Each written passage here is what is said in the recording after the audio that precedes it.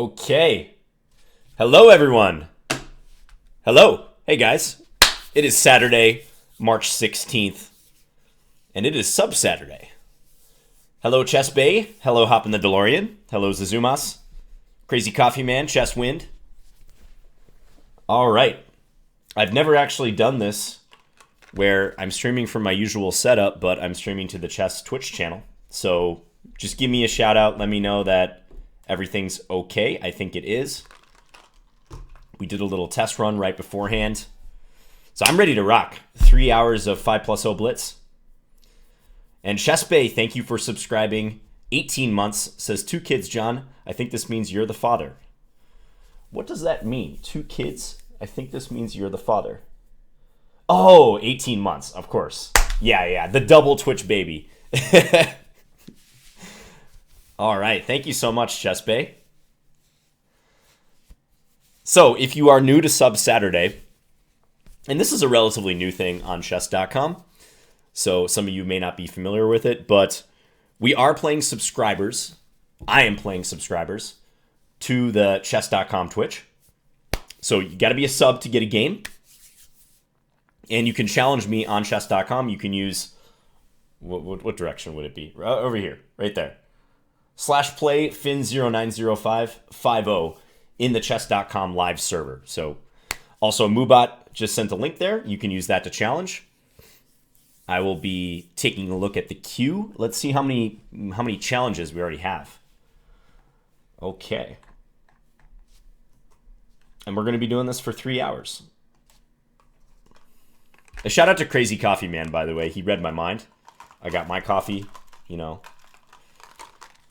ready to go. And Max, you're going to get the first game. Let's do it, my friend. Max Mielnik, who I remember from Arena Kings. Hope you're doing well, Max. But yeah, we've battled in Arena Kings before. And he's playing a London system. Young Smee, thank you for subscribing. I like to play c5 in a very quick capture on d4 against London. I think it's straightforward. It's solid. You don't have to mess around with any lines where white captures on c5 and tries to hold the pawn. I've definitely ran into that a few times. So, all right, let's get the bishop outside the chain. Because those of you who are d4 players, you may realize that this is actually an exchange Queen's Gambit decline, just in reverse. Same pawn structure, just in reverse. Or parallels to the Panov-Botvinnik variation, if you want to think about it that way. Hey, Chess Win. I hope so too, Bavarak. Let's have no crashing during your game. Okay, Queen B3, yep. Makes sense, attacking the pawn. I'm just going to be real solid and just defend. Okay, the main thing I have to remember today, it's Sub-Saturday, it's the weekend. We're all just trying to chill and have fun. But the main thing I have to remember is there is no increment in these games. Because when I do challenges on my channel, I typically do 3+2.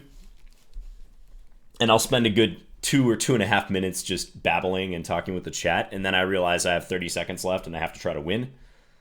But there's going to be none of that today. And I'm going to need you guys to tell me when I'm just being long-winded and when I'm about to lose on time. Because these viewers are cutthroat. I mean, I know you guys will for sure take advantage if I'm asleep at the wheel. All right, so we have a trade here. I can't play rook b8 note because this bishop is patrolling. I'm thinking about just playing c5. Yeah, I see no reason not to. Let's do it. Just advance this weak pawn, backward pawn. Hop in the DeLorean is not trying to have fun. Hop in the DeLorean is trying to crush me. Fair point. Hello to John Davis 59. And also hello to Chess Wind. Thanks for joining us, guys. Hey, Super Saiyan. We got a lot of regulars here. Awesome. And I know I haven't been streaming to my channel so much recently, guys. I feel like I always say this, but I've just been extremely busy this month so far. But I will be streaming a good deal for the second half of the month. I've been doing, some streaming and video recording, just not on my Twitch channel. So last Friday I did. Let's see what I want to do here. Maybe a5? Think about queen here as well. Maybe queen here. Just coordinate. But last Friday I had a team chess battle. I was on a team with International Master David Pruss versus Levi Rosman and the one and only Danny Wrench. And that was really good. You can check it out on the Chess Twitch archive here. But yeah, just been very busy with some other stuff, but I will be streaming on my own channel very soon. VH Stefan says, hey John, got any plans for OTB tournaments in the near future? No plans. Unfortunately, I missed our state tournament here in Minnesota, where I'm from. That was a few weeks ago. I'll be playing a little bit in the summer, like June, July. But yeah, nothing major planned. You like that team match, Zenpon. All right, cool. Yeah, it was a lot of fun. We crushed them, of course. It was a lot of fun, though. Okay, I'm going to step here. I think I'm kind of in trouble in this position. Actually, I think my last move, well, it might be all right, but I'm a little bit worried about my piece placement here. Let's put it that way. Lagdar, thank you for subscribing with Twitch Prime. Hello to you, Lagdar. Okay, I was a bit worried about bishop b5. And maybe bishop a6 after that. Bishop b5, rook here, bishop a6, and then trying to get into b7. But I think now I'm doing okay. Let's try to attack this weak pawn on f2. Am I going for those GM norms in the summer, Chess Gremlin? You know, at the moment, I don't have any plans, major plans, that is, to do that. But to TBD, right? Can always change my mind. Chessbase said earlier, John, did you see Danny finally got a win with Hikaru on stream? No, I didn't. Hikaru on his team. I did not see that. But that's great that they finally got a victory. Okay, Max is playing super solid here. I feel like running my a-pawn down to kind of shatter this structure, but that's going to take a while. Could play e5. Could play something like rook b8. Rook b8's actually a nice little move. Kind of an ambush move. Get ready to take and maybe take on b2. Okay, but he's being stubborn. He's going back. Do I take here now? If I take, he takes b8. I take f2 check, and then I can recapture. I think this is good. Oh, and Cash Menke said, Finns, the team chess battle was kind of unfair. You had 3-on-2 since you had the Turkish Chess.com employee too. Yeah, that was a great moment if you guys were watching that. Basically, we were doing this team battle, 2 versus 2. It was just the 4 of us on the call. And then all of a sudden, a Chess.com employee from Turkey just randomly joined this Discord channel, this private Discord channel that we have. I guess it wasn't so private. You could probably see the clip here on the channel, but it was a hilarious moment. Okay, now I can pick this off if I want. The rooks are lined up on dark squares, but I don't think there's an issue. Let's take it.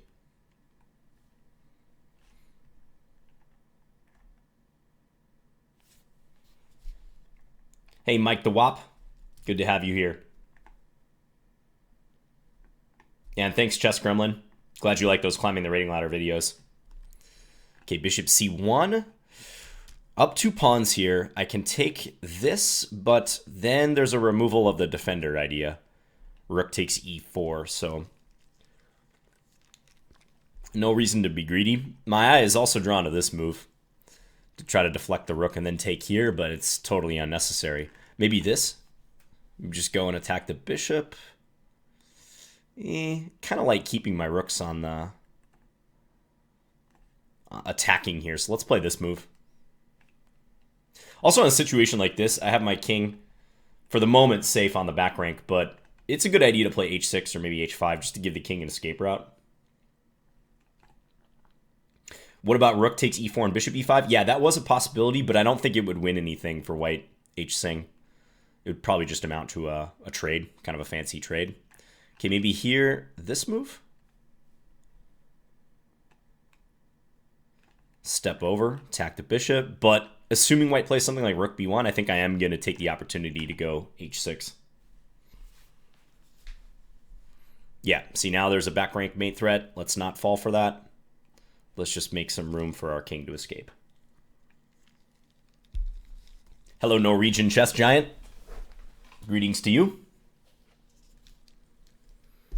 Okay, bishop f1. I am fighting against the bishop pair, so, you know, always have to exercise some caution. But let's grab another pawn. Gotta love those pawns. Can I take this one too? Can I take that? I think I can. Let me throw in a little, can I take? A couple emotes from my channel. One of my favorite questions.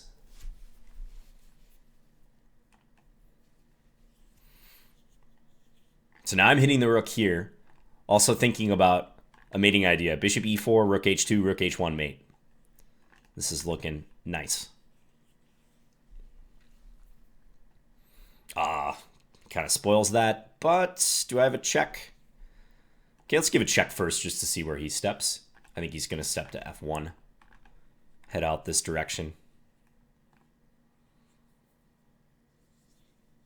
Do I have forced mate here? I don't think so.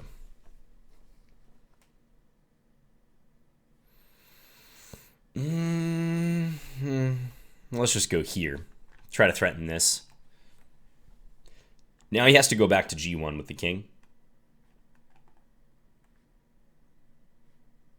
Oh man, 19 seconds. See, this is where the lack of an increment can really just mess up your day, mess up your sub-Saturday. Fortunately, I think my position is overwhelming enough where it's not going to be an issue. But yes, the sweating clock is something I need to be reminded of.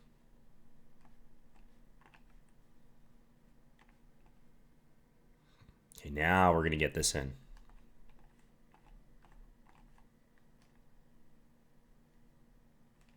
Oh, and I can sneak this by. All right. Max, thank you for the game. Appreciate that. Took down the London system. As I was saying in the opening, I think c5 is a pretty good antidote to the London, personally.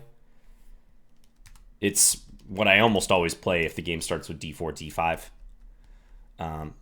There are ways White can try for a small advantage here, but in my opinion, Black's position is pretty darn solid. Just aiming for this reverse QGD exchange. All right, hop in the DeLorean. I have been notified you are next. Let's go.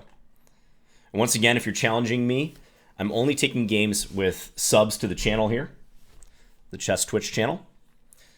So hop in the DeLorean is up. Let's play a gambit. Let's go Smith. Oh, he pre-moved that, I think. I think he knew that that was coming. He also pre-moved that. Hop in the DeLorean and I have played several times on my channel, so he may know my habits by now.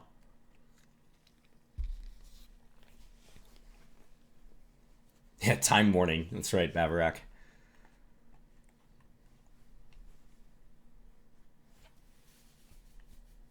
Okay. These positions are always fun. Hop in the DeLorean knows what he's doing. He's not putting the knight on f6 prematurely. I think queen e2 is the move here. Queen e2, rook d1 is the idea. Try to prop up e5. Get ready for that pawn push in the center. Hey, Halvard.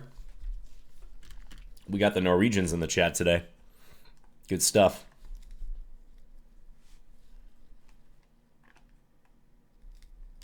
Hello, Chestnut Checkers.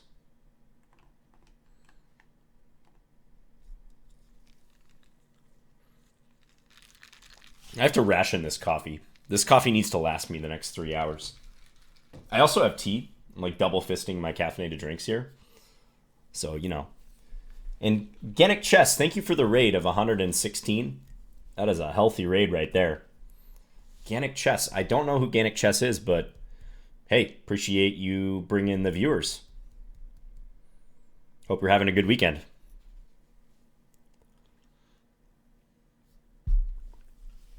Halvard says, hope to see you back in Norway one day. Yes, I definitely hope to return to Norway. I was there in fall 2017 for a couple tournaments.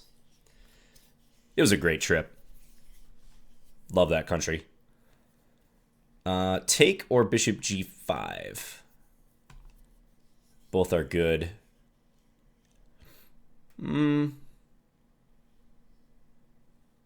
Let's just take. Take with a rook. Keep bishop g5 in reserve. I predict he's going to castle. So I got my pawn back. I'm not playing the Smith-Morra down a pawn anymore. Black can't take on e5 due to the pin here. That would be a problem, I think. Sorry about that. My phone is buzzing.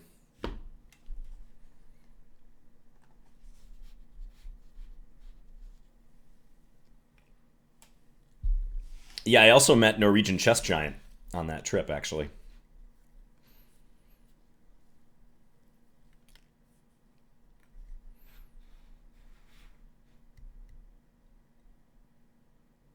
Hey, thanks, Usario. Good to see you as well.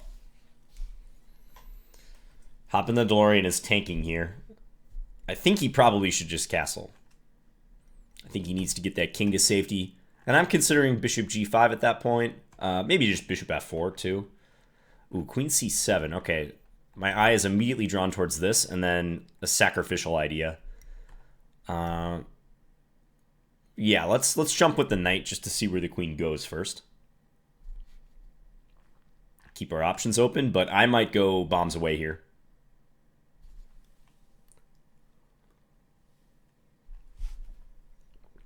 He was probably easy to spot, that Norwegian chess giant, says Max. Yeah, that's true. His username is not false advertising. He is a very tall guy. Queen b6. Okay. Do I do it? I think so. I think I kind of have to. Because we're on stream and it looks fun. It looks really fun.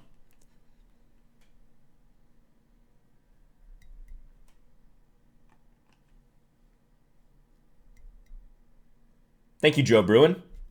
Hope you're having a good Saturday as well. I see you're a subscriber, so you should send off a challenge if you haven't already.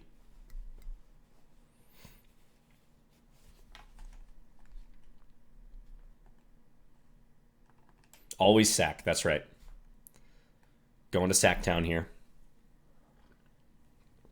I think the capture and then king f8 is definitely the critical line. And then I was thinking knight g5 maybe? Or knight d6 actually might be good because that threatens rook e8 mate. That actually looks really hard to stop. Black might have to play knight e7, something like that.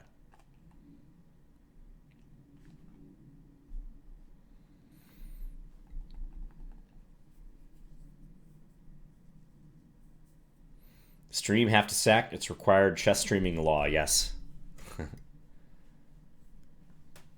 Ooh, he castled. But castling I can just take on d7. That just seems to be a clean piece. It's not very exciting, but full minor piece here plus a pawn. Guinea Pig, thanks for the bits. The ABC of chess, always be... yeah. Cacking, sacking. Okay. F7 is kind of loose. Maybe queen c4. Try to go after it. Knight d6 also comes to mind, but I like queen c4. Threaten mate in 2.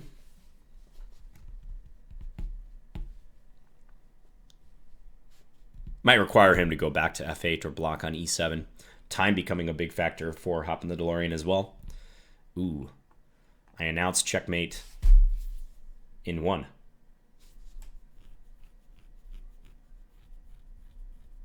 Do you guys think they should bring back that convention where you can announce checkmate and it's just considered okay? That used to be like a 19th century chess thing. Like I announced mate in 7 and your opponent's just like, oh. And they have such honor that they let you do it. They don't even resign beforehand. Thanks for the game, Hop in the DeLorean.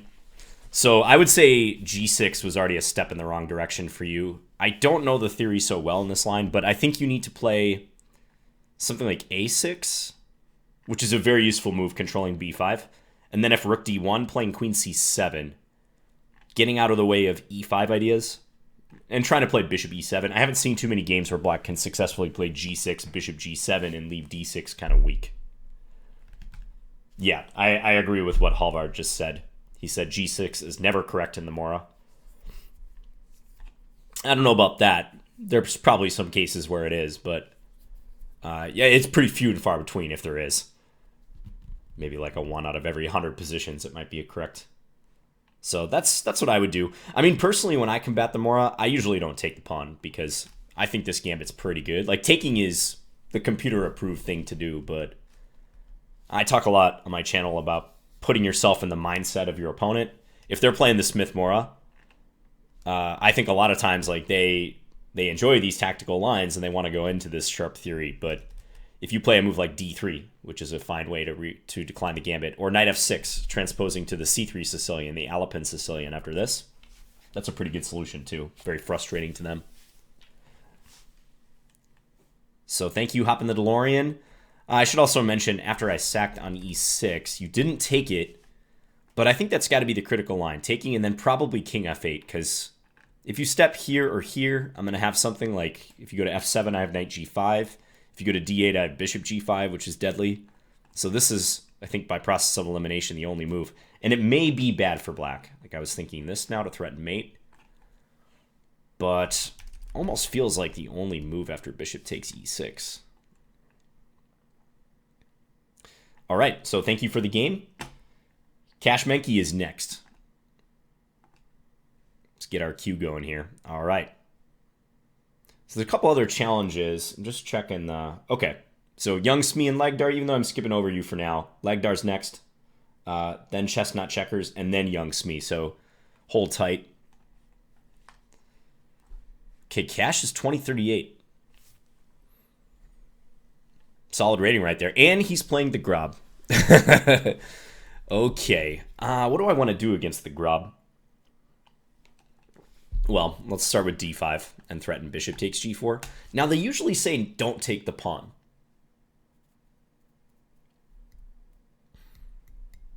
And I'm going to adhere to that advice. I'm going to play e5. Because I just talked about how you don't want to play into your opponent's preparation if you can avoid it. Okay, c4. Let us take. All right. Let's go here. And then here, I'm going to play bishop e6, I think. Attack that queen. This looks kind of normal, except white has a pawn on g4 instead of g3. That's how I look at this position.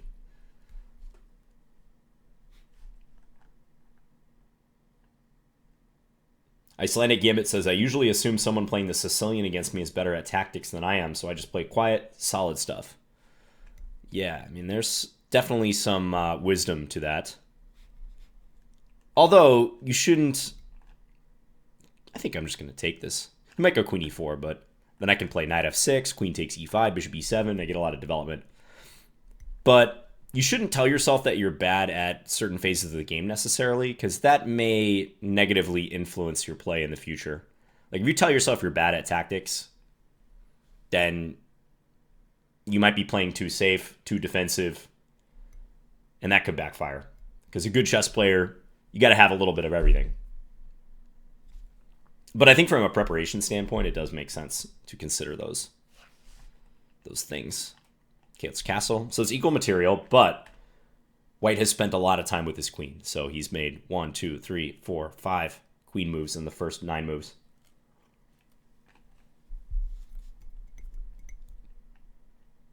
Vinny the Chess Hustler from Searching for Bobby Fischer would approve of this strategy because he always told Josh Waitzkin to bring his queen out.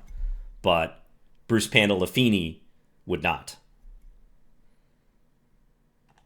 Let's go here. That way, if bishop h6, I can play bishop g6.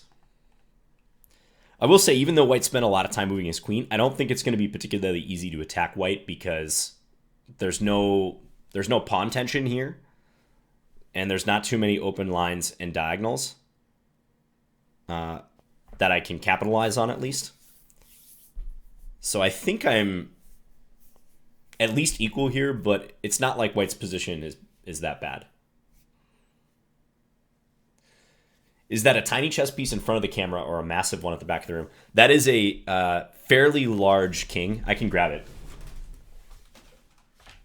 Yeah, it's pretty big. It's kind of heavy, too. It's relatively hollow inside, but this is a trophy. I got this as a trophy at the 2015 Minnesota Open. Yeah, so it just sits there. It's in the background of all my videos. Is it classified as a weapon? Not that I know of.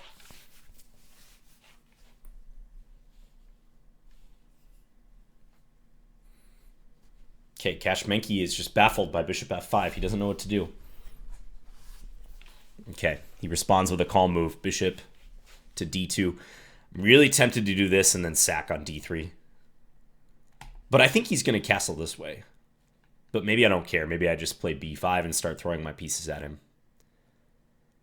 Can I trap the queen somehow? Unlikely. Let's do this.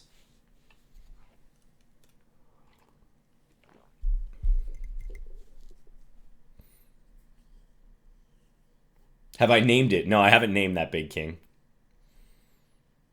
I think I should give it a name. That's a good idea, actually. I used to have 2 houseplants that I kept up here in my chess office. Those of you who are longtime viewers of my channel, you may know the names of them. The 2 houseplants. Anybody know what they were named? They unfortunately passed away. Didn't take particularly good care of them. Even though they were supposedly hardy plants. Yep, several people got one of the plants. Alohin. Alohin. It was an aloe plant. You get it? Alohin. Alakine. That was one of them, yes. Okay, do I sack? It's unsound, but man, I cannot resist. Let's do it. Let's do it. Alohin, and what was the other one? Who knows?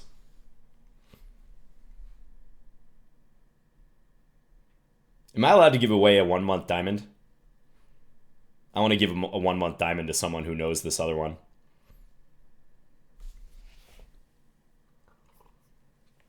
These were names based on the chat, by the way. The chat named these.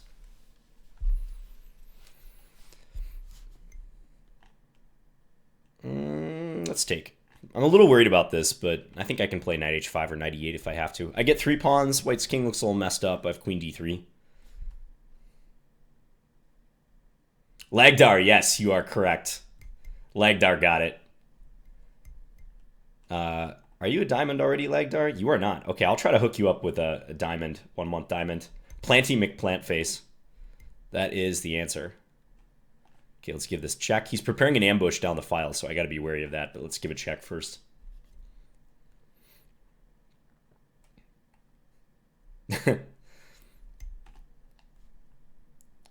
Yeah, Planty McPlantface.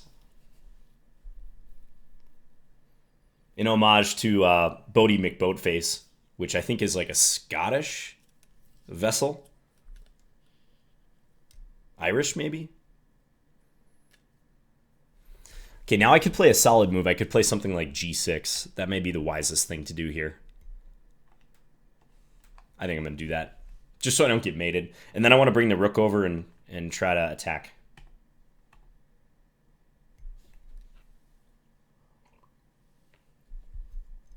Wasn't that a boat name by Reddit? Yeah, I think Bodie McBoatface was. I think you're right about that. Okay, so attacking my queen. Queen c2, queen f5, all candidate moves. Let's play queen f5. My knight's kind of doing who knows what over here, but white's king is a huge question mark in this position.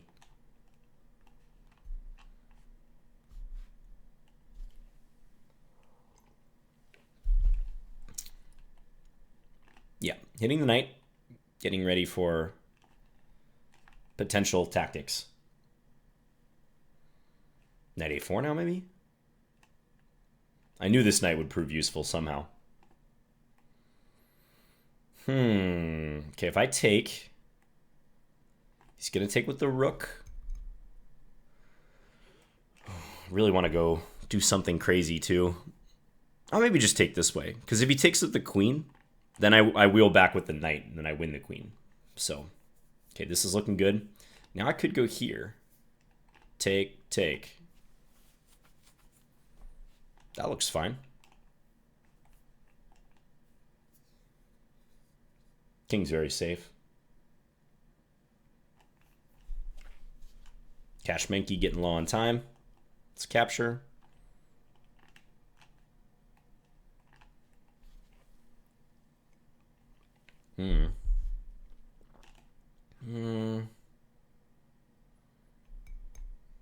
Where's my win?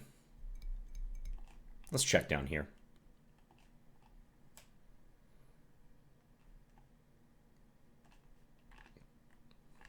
Lots of threats. Lots of threats.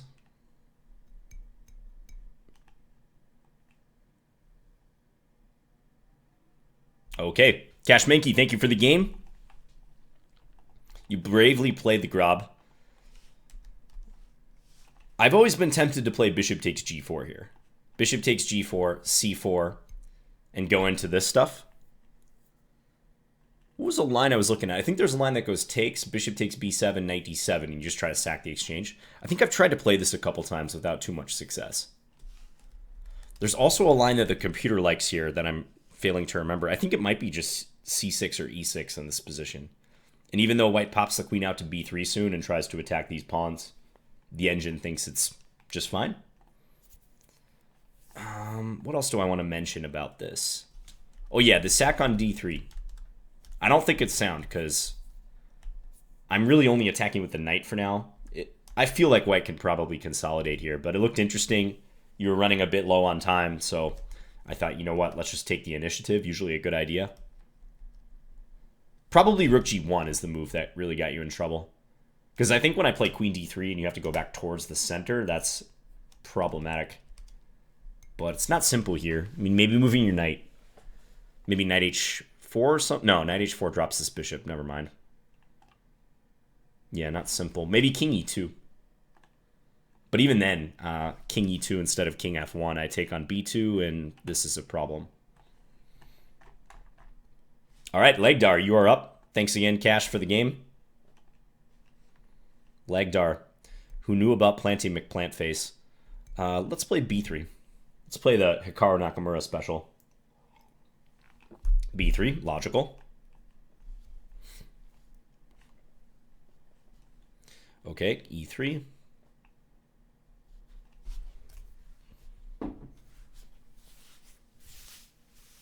Go Legdar, stop John. Yeah, hopefully one of you guys will get a half point or maybe even a full point off me.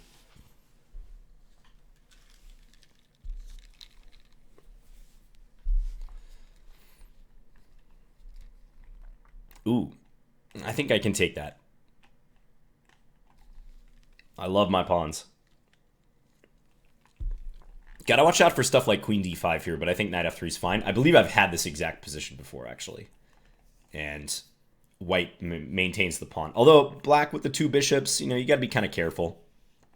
c7 is hanging. I might go after that if I get the chance. Hello, Hikaru. Yep, you're just that well known.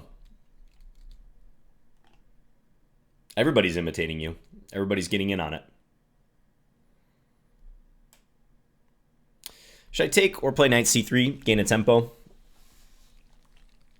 Let's play knight c3.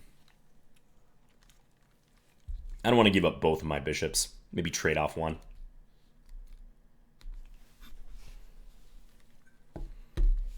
Now, if I can draw arrows half as well as Hikaru does, that'll make for a successful stream. Let's pull this back this way. Now, Hikaru, you are a sub, so you can challenge me to a game if you want. Just saying, I will give you a game.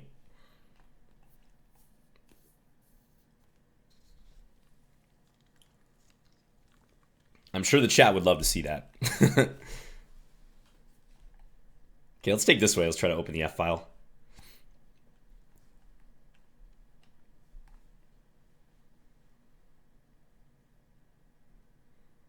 Thinking about knight d4 next. Popping the queen out to f3.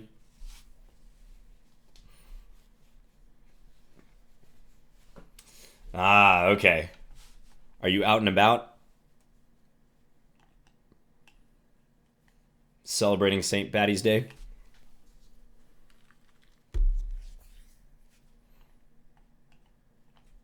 I'm sure you can play on mobile, no problem.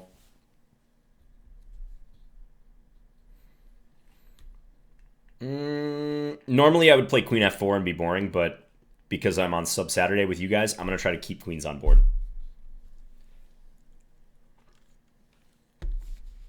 Gotcha. Yeah, good luck in the U.S. Championship, by the way, Hikaru. Starting very, very soon. U.S. Championship and U.S. Women's Championship. Oh, and look at that. Hikaru just gifted 20 subs to the Chess.com community. Look at all the people who just got subs, thanks to Hikaru's sub bomb right there. Thank you, Hikaru. He's not getting a game today, but he's paying it forward. He's letting you guys get games. Let me list off all the people who just got a sub. No Rematch, Baptanaut, Hari Shiva, Gamer DHS, DZP Black Knight, Shiri J, Nova, and Nori, The Social Experimenter, Bison1, PK Storm, Mardo Chess, STK Spooky, Flap Chopper. Let me play a move. Let's go here. 2Gen Gaming, No Name 459, Tashenti, Thermus, Augusto JC, and Not Perrier. You are now subbed to the channel. You're all eligible to play. Thanks again, Hikaru.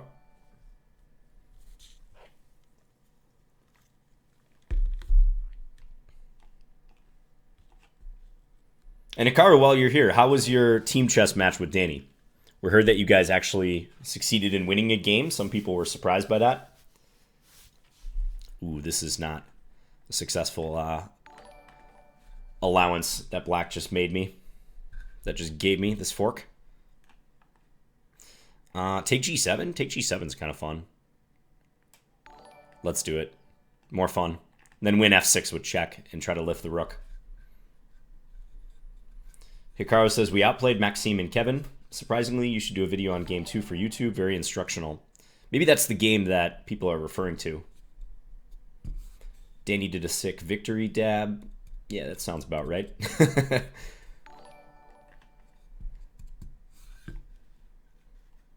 Game 2 was a draw. Okay.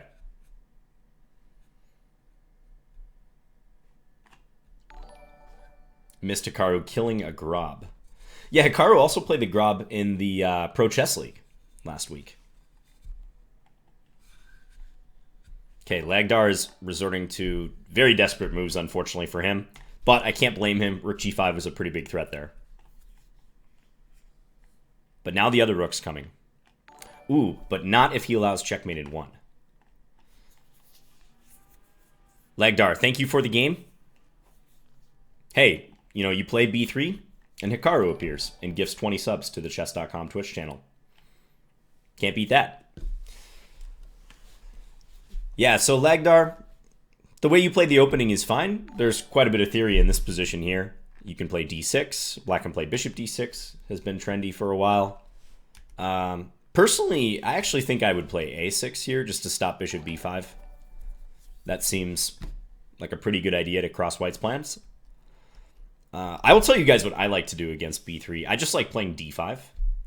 Give them this diagonal. Like, don't try to block the bishop. And then just play Bishop G4 to try to interfere with the E3 business.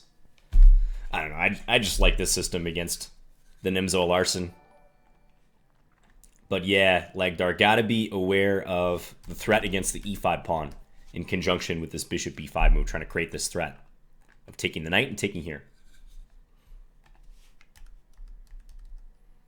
And I think Queen D5 is kind of nifty, but yeah, unfortunately White just has this developing reply, guarding against Queen takes G2, also protecting the bishop. You know, and maybe just because I went short, although you already castled before, and I was going to suggest that you maybe castle long here, which maybe is a better idea. You're pretty bunkered up nicely with your pawns, so maybe Bishop D7, try to castle long. And if I go short, at least you can make it a fight. You know, usually if you're down a bit of material, you want to try to make the game sharper if you can.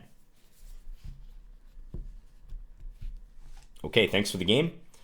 Next person up, Chess Not Checkers. Chess Not Checkers. All right. From France. Let's do it. Oh, and I gotta play... Get this emote ready, guys. You know what's coming. I gotta play my favorite opening. And again, this is someone who knows what's coming. That was a pre-move right there. E takes d5. Well, I'm 100% taking that pawn. If you're just gonna arms wide open give that to me, I got to. I'm gonna be like Cash Menke, just taking stuff and moving my queen around quite liberally. John, can you play the Sicilian Con next game? That is in my repertoire, so I think I can oblige you with the Sicilian Con, yes. Absolutely fatalist.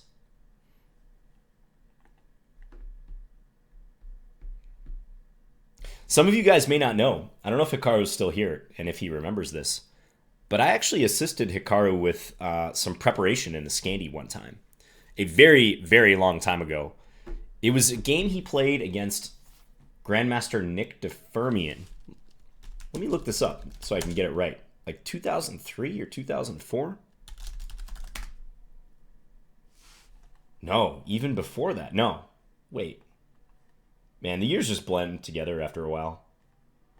2004? They played several times. I'm trying to look it up here. Yeah. 2004 U.S. Championship. And Hikaru and I just happened to be talking online, and he's like, hey, I don't know what to do against DeFermian. And I was like, well, you should play the Scandi. And we hopped on ICC at the time, and I showed him a few lines. Didn't really take him much to get up and running. And he played the Scandi and he won. So you guys should check that game out.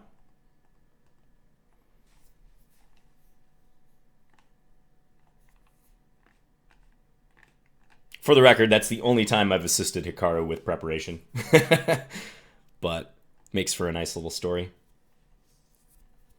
How old was he? So this was 2004. Hikaru is what, 30?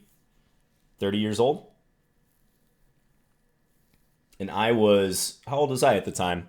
I was like 17. So yeah, he was probably 15, 14, 15.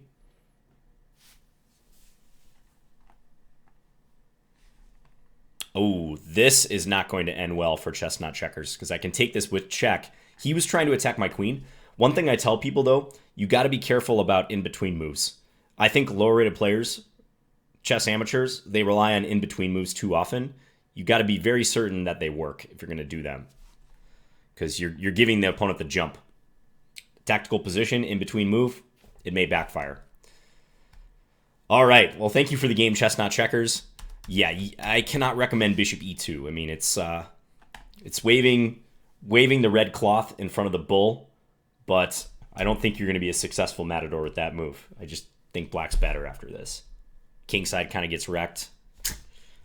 Probably C4. Like, C4 is the real egregious move. Maybe you can still salvage this if you quickly try to complete your development, like knight E2, rook G1, try to attack my queen, but yeah, I think after C4, E5 just felt morally forced opening the position. And giving up the light square bishop too. Big problems on the light squares. Already tough for you. Okay, 9-move Scandi victory. Yeah, my pleasure, Chess Not Checkers. Thanks for the game. Let's see who's next. Young Smee. Young Smee. Who's Smee? Smee's me. Let's play E4 again. Ooh, and Young Smee said in the Chess.com chat, he says, thanks for the game, John. Recently got into chess after stumbling onto your YouTube channel. Hey, well, thank you, man. I love to hear that. We're glad to have you in the chess world. Young Smee from Canada. You're playing a solid opening here to start. Best wishes for your chess career. Keep me posted on your progress. Love to hear about people who got into chess in part because of my channel. Okay, can someone pass me a pawn? Are you guys my Bughouse partners so I can place a pawn checkmate here? I'd really like to do that right now. Thinking about taking on E5. I'm thinking about maybe just developing knight C3, but taking on E5 certainly is the principled thing to do. Let's do it. Never play f6. Yeah, f6 in this particular opening against the Italian is very dangerous. So now knight g5 is going to put young Smee in some very big trouble, I think. I was praising his solid opening, and then he played f6. The forget about it pawn, yes, Icelandic Gambit. He moved the forget about it pawn. Not recommended. I would recommend bishop c5 or knight f6 in that position, the two main moves.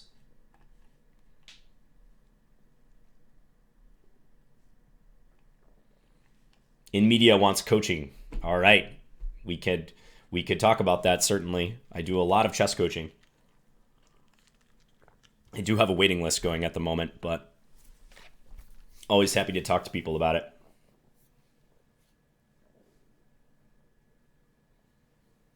Yeah, why does it never play f6 and not never play f5? That's a good point.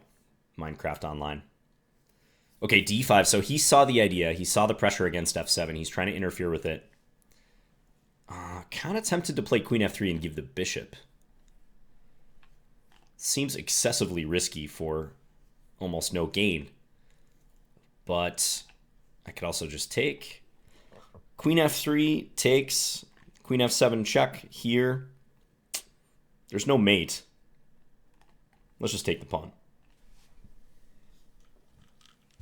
Because f5 is the Dutch, or the Latvian, you think f5 is a little more legitimate? How many students do I have? I usually have about 15 to 20 students at any given moment. I try to keep it in that range. Most of them take lessons either weekly or every other week. Sometimes less, sometimes once a month. But most people are on a weekly or every other week schedule. Okay, knight d4. d6 is playable. Kind of like just castling too, or c3. c3 looks fine. Try to get the knight out of there. d6 is tactically decent. Queen takes d6, knight f7, but sometimes black has to play queen c6 or can play queen c6, so I think I'm just going to castle here. Hikaru is currently playing right now. Is that true? That is true. He's playing Mono David in a 3-minute game. How dare he dodge my challenge? I mean, he gifted 20 subs, so he's allowed, but that could have been us, guys. That could have been us. Okay, here I think I can win a piece. I can take and then play c3. Or play c3 right away. Let's play c3 right away.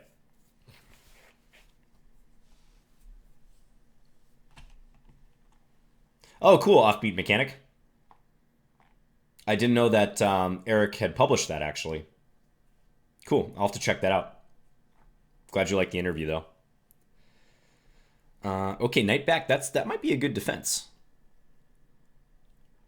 Could be, because...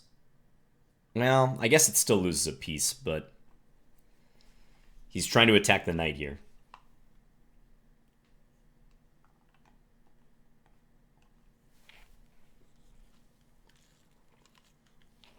He doesn't play if he can lose, but can't win any points. It'd be 0-16 or 1-15 against you. Well, we don't have to play rated DZV. We could play unrated. I'd be happy to do that.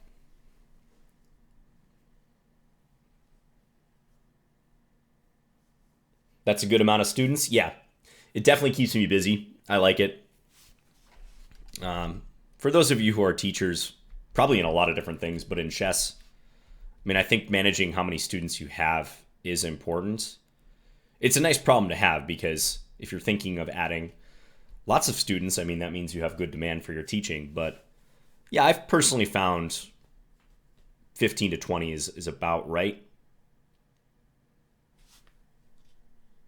Provided, you know, it's your main thing. Teaching is my main gig. I do other stuff in chess. Streaming. I have a website, Chessable, but teaching is still my main gig for the moment. I'm going to take. And I really enjoy teaching. So to me, 15 to 20 students doesn't feel like a burden.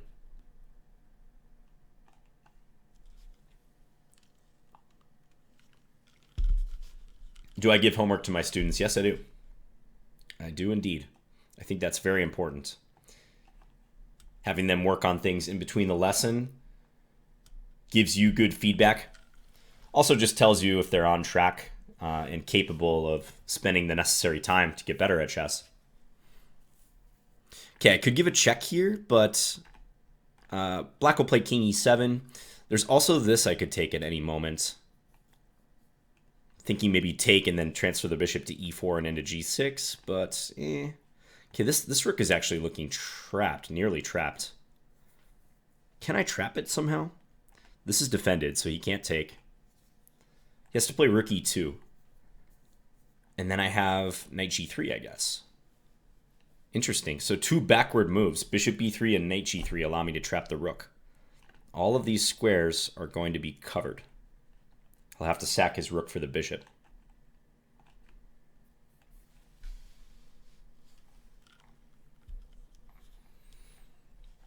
Cool. Glad you guys like Chessable. Appreciate that.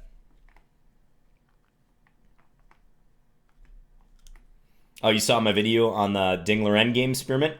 Awesome. Yeah, that was cool. I played Ding Loren the very beginning of the Pro Chess League season. Maybe week 2 or something. It was a great experience. Playing a guy number, I think, 3 in the world.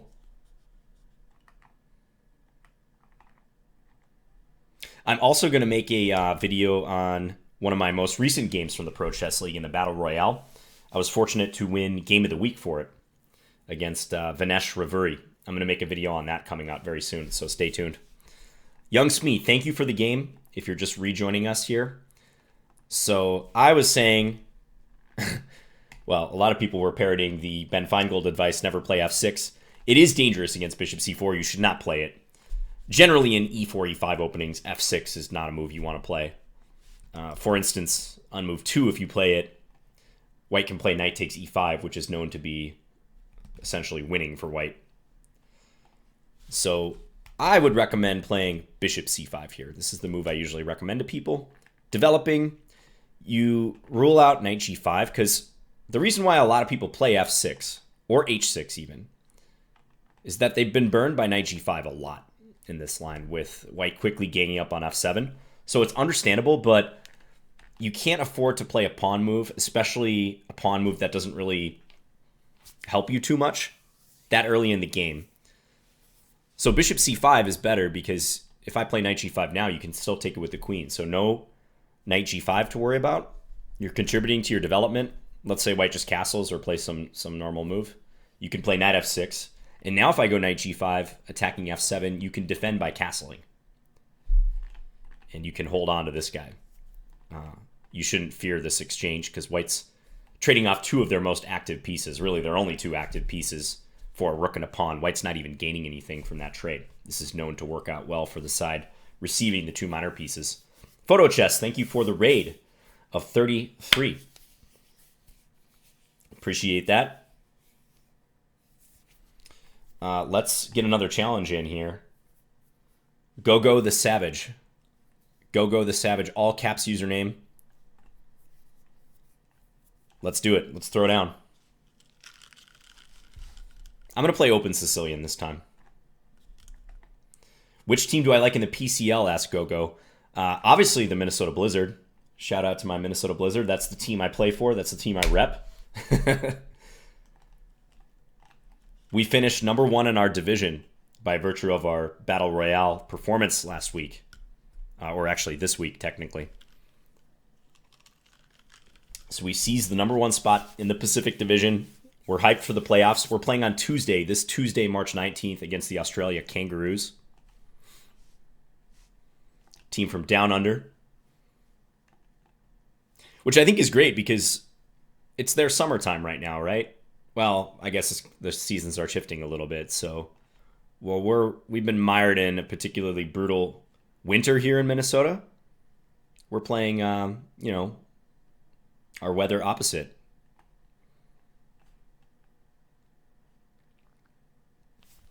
Not like they get bad winters down there anyways, but maybe our climate opposite is more accurate. Okay, I want to attack. So I'm going to castle this way. We're going to castle opposite and try to push this h-pawn, most likely. I also might try something with knight d5. I mean, I could just play take and then knight d5. That's kind of boring. It's probably the best move because I think it wins a pawn pretty easily. Take, knight d5. The queen would have to move. Then I take f6 check and I take d6. Wow, and he offers a draw. But I'm not going to go for that line because I want to try to attack him versus just grinding up a pawn. Why play f3 there? Asks Vert. So I played f3 way back on this move to stop knight g4. Yeah, you stop knight g4, you prepare queen d2. You want to keep this dark square bishop. It's a pretty important piece.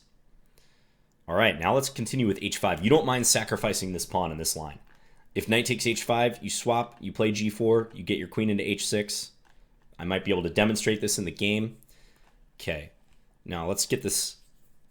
Let's try to find the most accurate way to win this thing. I could play knight d5 right away, gain a tempo on the queen and attack e7, but I think I like queen h6.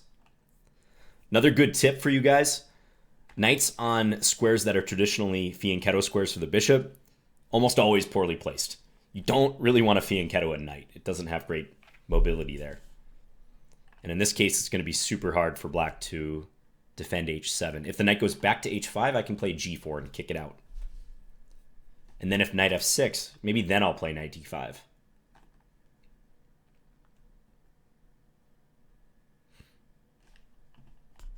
Throwing Harry up the board. Yes, indeed.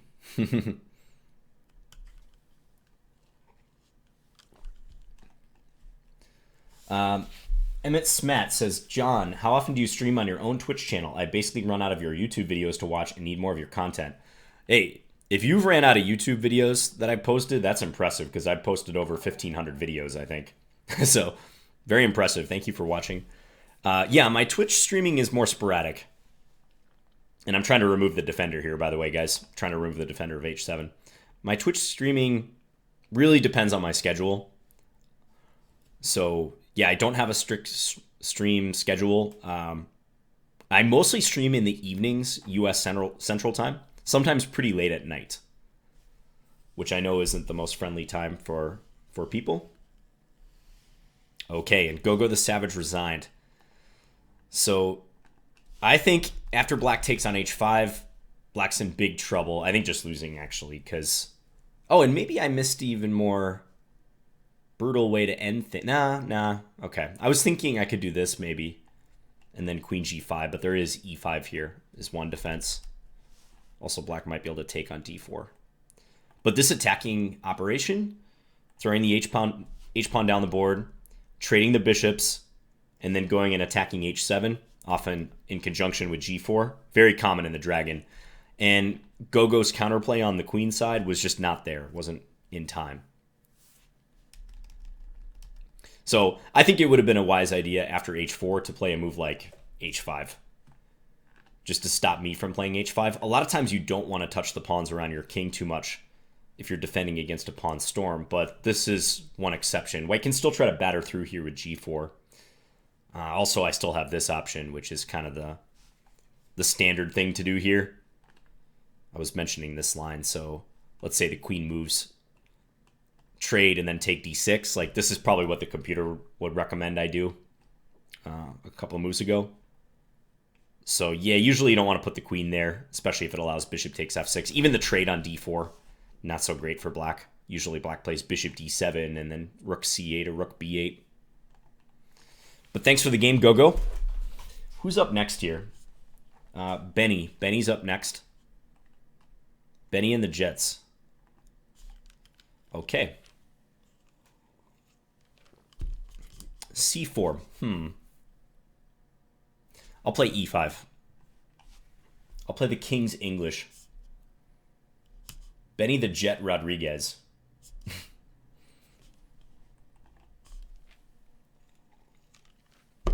They say he's lost a step or two, but I wouldn't be surprised to see some fireworks in this game. Okay, I'm going to try to play the Smith-Morr Gambit, but in reverse.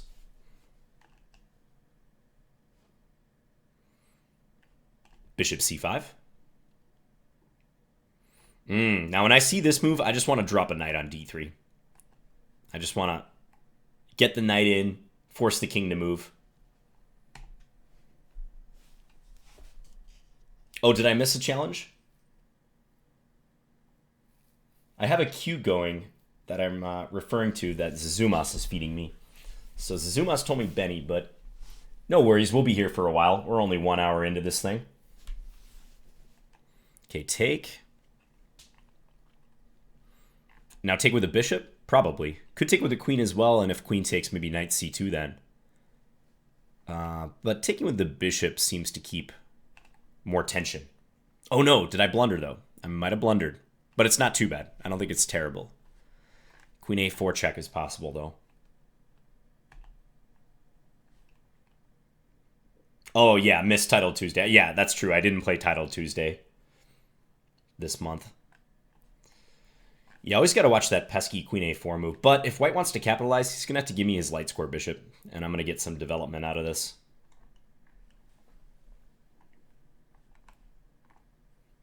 But Benny and the Jets. Okay, so he's not taking the bait. Fair. Very fair.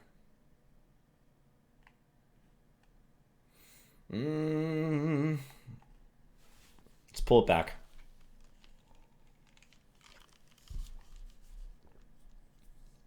Thanks, Hedgehog. Glad you're liking the stream. You should get in there with a challenge, Hedgehog. I see the little pawn next to your name, so you're a sub. Feel free to challenge.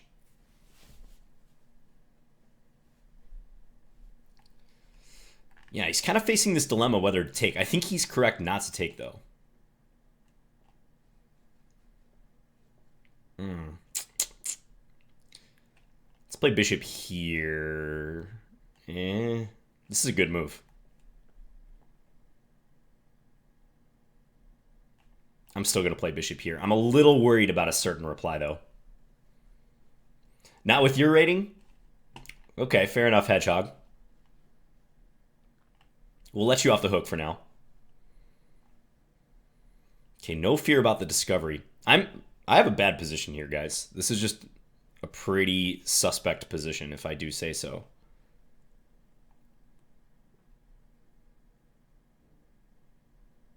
I'm all pinned up. I'm pinned here. I'm pinned here. It all started with allowing queen a4 check. I'm going to do something kind of weird. I am allowing the capture here, so this is maybe going to backfire hard. But let's see. I didn't see a real good alternative, quite honestly. This pawn's hit.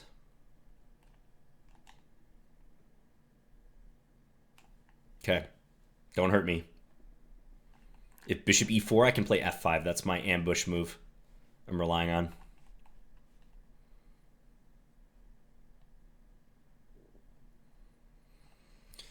Speaking of hedgehogs, I'm using like a hedgehog defense here. I'm just completely rolling up in a ball and hoping white doesn't hurt me.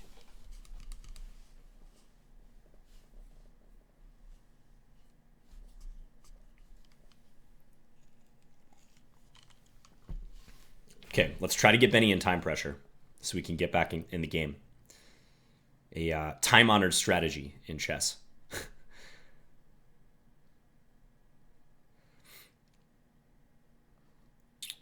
Awful position. Just disgusting.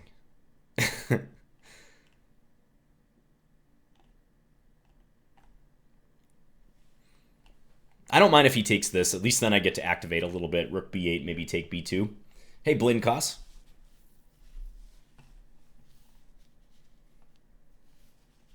Rook e1, methodical. Makes sense. Maybe bishop here.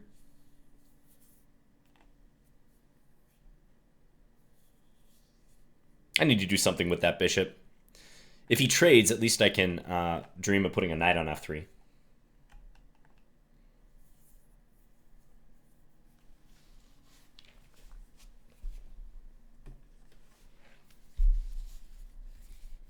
Hey, Jay Brazil. Hello, other JB.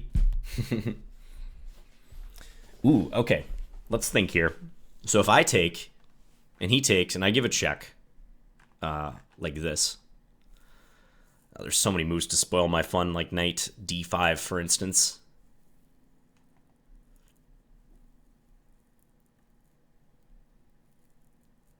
Man, this is not fun.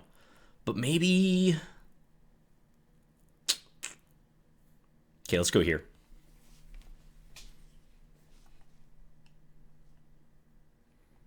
He can try taking on d8. And then after this, okay. I'm going to take here. So I've got a big threat now.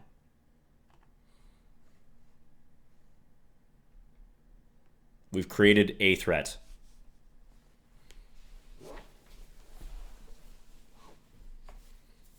I agree, Max. Although that might have been a mistake. Bishop takes c6. I think this gives me some play now. Okay, because now if I do this, he's got to sacrifice in exchange. I feel like I should be able to hold after that. Let's see. Check takes. Queen takes. Rook takes d8. Rook f takes d8. Knight takes f6. King f8. Queen h6 check. King e7. Knight d5. Rook takes d5. Knight takes d5. Queen takes d5. I'm up a rook. I hold. Let's try it.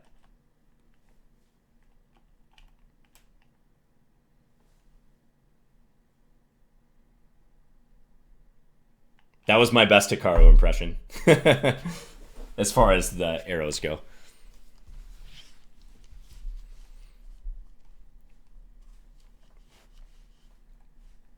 Oh, I gotta watch my time too. Minute 05.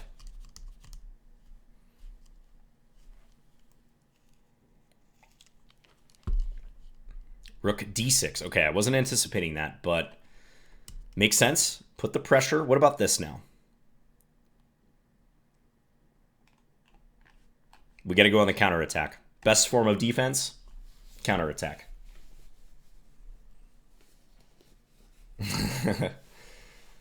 Thank you, Randall. Thank you for the sweating clock. Gotta remember that time management. Okay, this is an issue though for White because now, I mean, if he has to play Rook d1, then his last move was pretty worthless. And I feel like I'm taking over the initiative. And if King f1, then I have Queen h1 mate. He does play Rook d1. Probably the best move, to be honest. Now, I'd like to activate this bishop, but I don't want to lose f6 with check. So maybe Rook e6 now? Or f5 even? f5? f5, Queen h3, Queen g4. Try to... Oh, man. Don't spend too much time, John. Just make a move.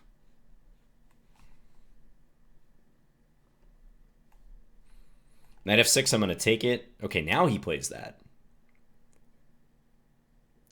But I feel like I can still go here. This will be like my arrows line. Check, King e7. Only difference is I have a pawn on f5 instead of no pawn.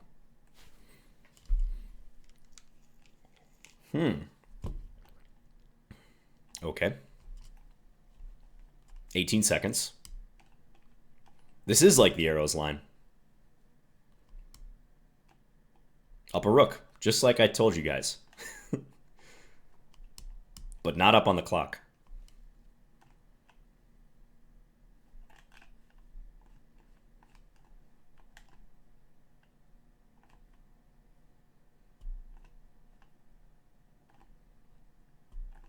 We're playing for the mate.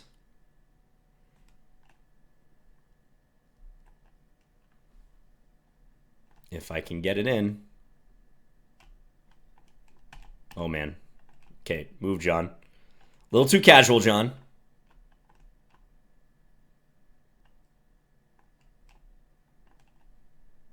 Oh, I can't move there. That would be a pretty bad move.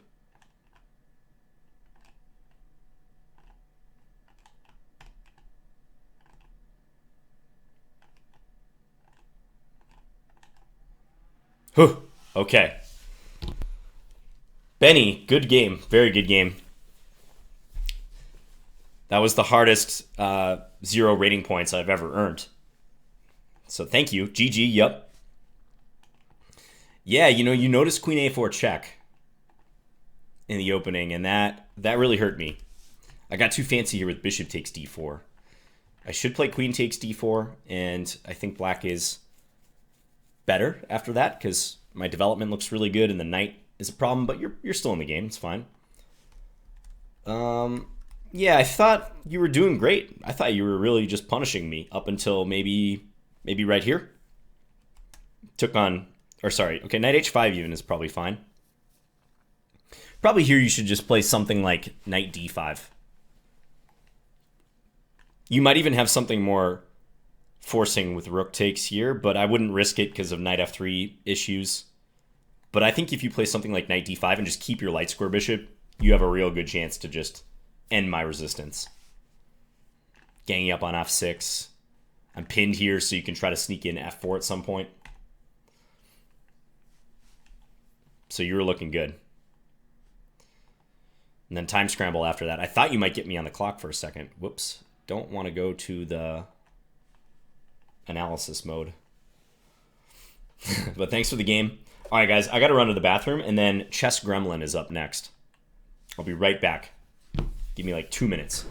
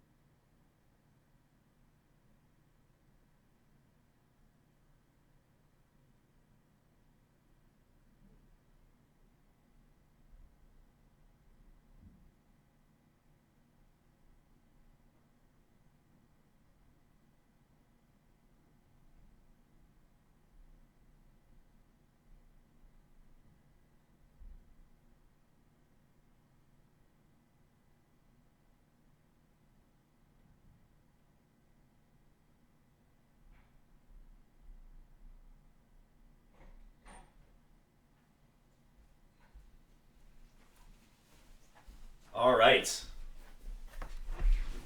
You guys like the flannel, by the way? The Finn's flannel?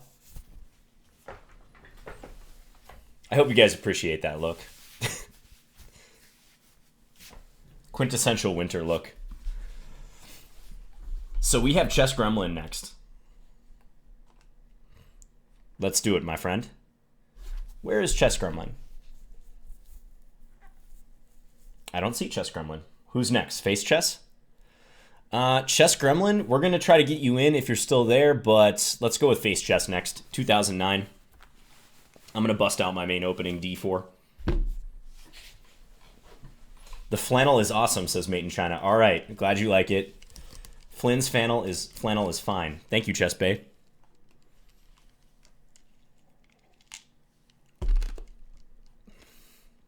Caruana at Blitz is disappointed by the chess piece. I'll play my usual line here. Take and bishop g5. Yeah, Chess Gremlin, I think your challenge must have expired, which I think is probably just a Chess.com thing. So send me another one if you can. We'll get you in next. Is that a J. Crew flannel? No. No, Smarter Chess. You give me too much credit. I'm more of a Kohl's guy. Like, Kohl's is definitely my wheelhouse, ideally with like a 30% discount. You should never shop at Kohl's unless there's at least a 30% discount going on.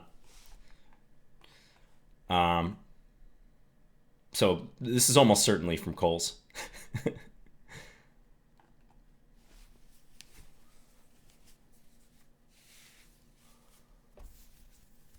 Yeah, shout out to Flinderson if you're from Minnesota as well.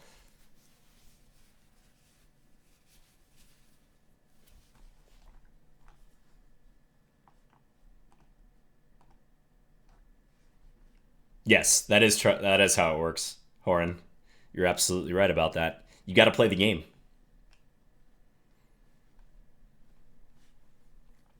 So the bishop is on d6. I think I'm going to kick it. Now, bishop h5, I'm going to have an interesting decision because I might go for g4.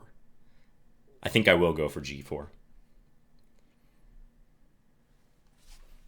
Chess Bay has a $100 Starbucks gift card, says she's thinking about ordering one of those drinks that kill people with 10 shots of espresso for sport. If I were you, I'd recommend waiting until you have a free reward because then you can use it to get whatever drink you want. Even one of those 10 shots of espresso, borderline killing someone drinks. Then you won't get charged, $8 for that drink. Should I play g4 anyways? I kind of want to. I want to go g4, g5 and just try to attack against face chess. This is something I would almost never do in a serious game, but it actually makes some sense given the way that black's developed. And with this pawn here, because the thing is, when I play g5, I'm creating 2 points of contact.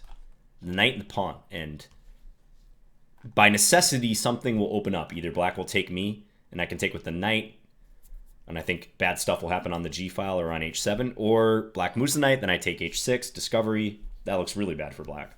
Tegat, thank you for subscribing with Twitch Prime. Appreciate it.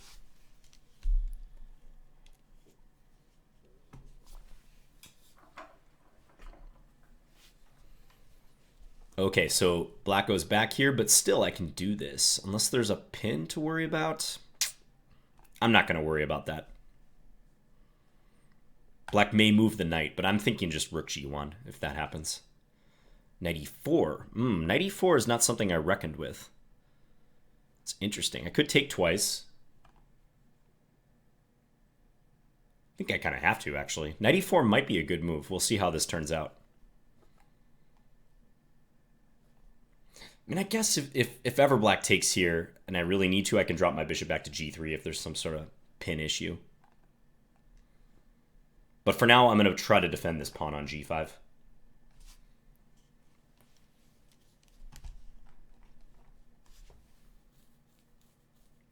Hedgehog says, I've only ever drunk 1 cup of coffee in my entire life. Don't like it. Yeah, fair. Coffee's not for everyone. Some people just don't like the taste. I totally get that. Okay, let's pull this back. And I think he's going to take with a pawn. And I'm going to go here. So I didn't exactly succeed in winning a pawn or even opening lines that well. But the position's still very interesting, I think. Big question is, like, what am I going to do with my king? Don't know the answer to that right now. Let's play queen e2, defend this for the time being.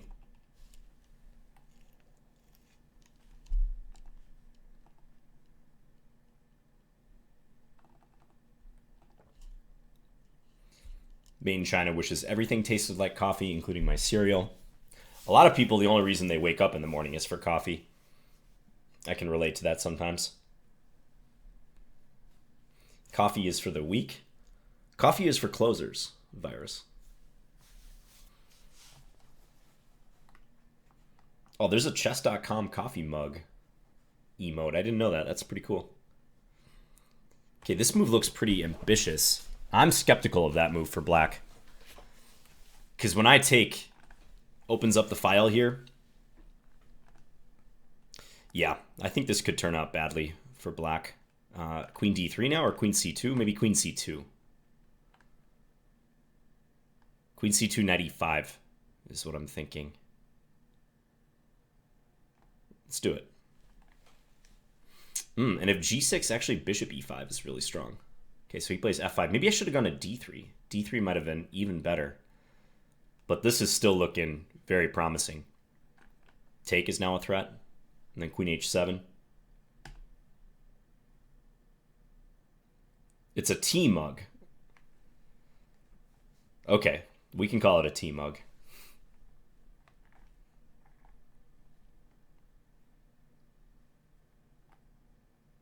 Hashtag closer club, yes.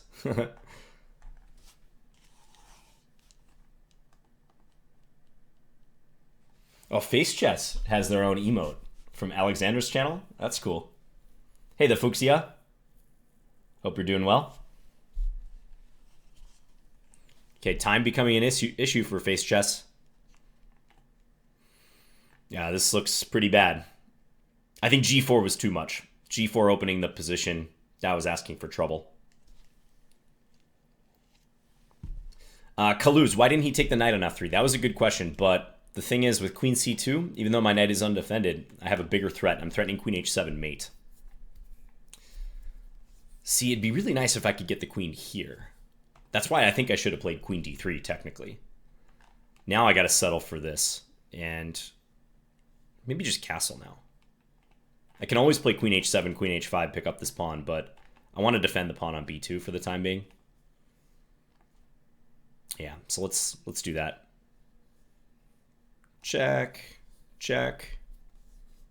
See if Face Chess goes out in the open. No, taunting me. Taunting me with checks that I cannot find a mate with. I'm not going to take that G4 pawn. I'm going to play for the initiative still. Face Chess is so low on time. It feels so close to winning.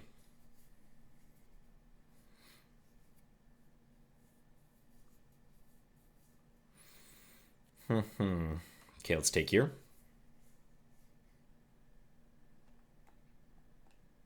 Let's take here.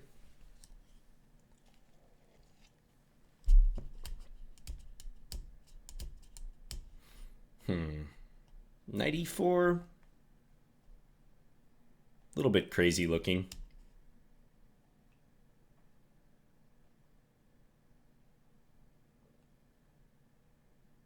Let's go rook over. No, that allows knight D3. Let's not do that. I don't know how to finish this off. Okay. I'm going to play it sensible.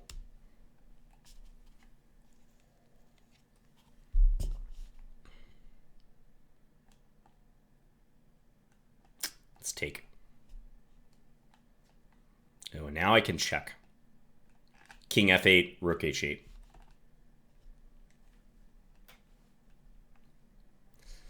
Okay, thank you for the game, Face Chess. Yeah, you know, it got sharp when I went for G4, G5. And I think Face Chess found a pretty decent response to that with Knight E4. I wasn't really thinking about that move for some reason, but yeah, my idea was to try to lever open lines. Play this. Try to hit E6. Try to attack, like I was describing, Rook G1. Pressure against H7. But I think this was largely fine for black. Up until, yeah, probably that G4 move. I think that opened the position too much, Face Chess. Open the H file, which I really can capitalize on. But if you had just developed, maybe play Knight D7 or Knight A6, I think you're doing fine here. So thanks for the game.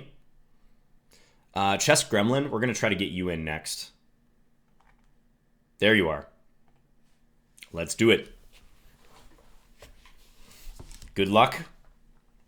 Someone was asking for a Sicilian Khan, so I might be obligated to play a Sicilian. Okay, but Knight F3.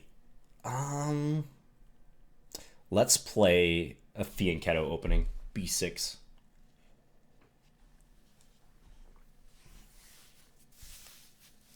How do you finish a game in 5 minutes? Asks Anaran. Yeah, it's one of those things. It seems impressive if you're a casual chess player or, you know, you haven't really even played that much yourself, but you just get accustomed to playing fast games. 5 minutes is actually a pretty luxurious time control for an online game.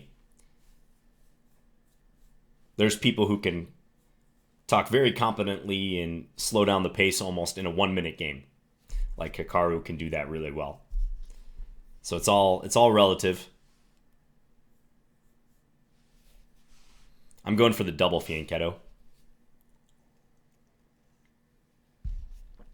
Okay, Chess Gremlin playing very solid, but let's try to upset the balance here and play h5.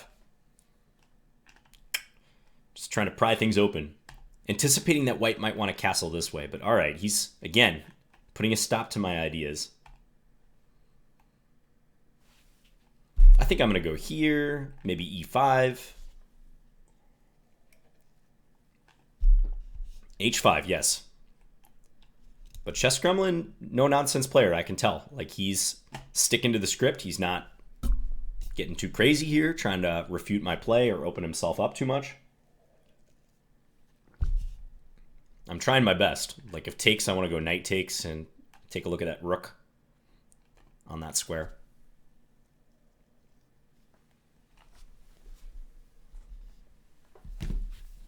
Is this the hippo? What exactly is the hippo I hear reference? It's kind of the hippo. I think a lot of times with the hippo, black puts the pawn here and puts the knight on e7, so I'm maybe playing a more ambitious hippo. I think I'm going to play knight h6, just so I don't impede this bishop. Maybe come here in the future. Maybe queen e7. I might wait to see what side Chess Gremlin castles and then act accordingly. If I want to castle the same side and keep it calm, I can. If I want to sharpen things up, I can castle the opposite direction.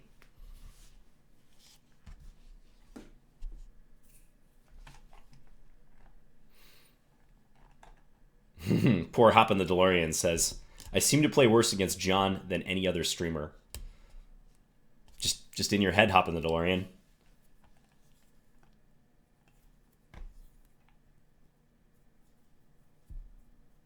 Ambitious hippopotamus, yeah. Let's castle this way. I'm going to try to make this sharp. I'm thinking about a pawn break, because that, as we've seen, is the primary way you open a position and try to allow your pieces to come into the position. Open some lines. Could also just stick this knight on g4. I might do that first and foremost. I like my position here. I mean, white might try to attack me. a4 is certainly a decent option, trying to go a5. c4, okay. Yep, also fine. Okay, let's pop the knight in. It's not threatening anything in the moment, but I feel like the knight deserves to go here and put some pressure on f2. d5 certainly is looking like a decent idea. Block this bishop.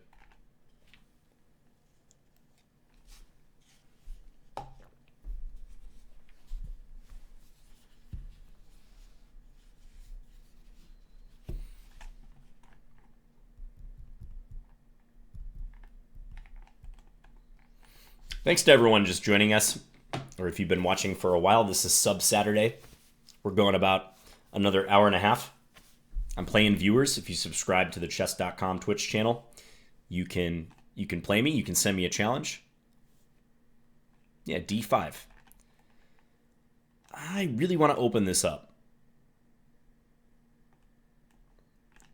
It's kind of a shame my bishop isn't really active anymore on this diagonal, but I can try to reactivate it like this. But for the moment, I'm going to attempt to play g5 and just see how he reacts. Anaran says, I have a question, John. I am used to playing with white. Same strategies do not completely work with black. What do I do? Well, I will say the same principles in the opening, at least, are going to be in play. So the three main principles of the opening, the first stage of the game, the first, let's call it 10 to 15 moves. You should try to control the center, develop your pieces, and castle. Those three things. So those same principles do apply whether you're playing white or black. But yeah, you may not strictly want to play the same exact moves in the opening, whether you're white as black. Like that, really sticking to the same thing at all times in chess in general is a bad idea. But yeah, with black, you often have to be a bit more cautious because white has that half move jump on you. Let's try to open it up. So, and depending upon your level, you may have to learn certain opening lines and just kind of know them by heart. Especially after e4. Like if you're an e4, e5 player, it'd be good to know a few lines just because you want to avoid stuff happening. Like we saw earlier in a game against the Smee. The Smee is a fairly new player, They knew the first couple of moves, e4, e5, knight f3, knight c6, and I played bishop c4, but then they played f6, which kind of indicated they were out of their book moves. So, yeah, stick to the same general principles, controlling the center, developing, and castling, but you don't want to play the exact same moves.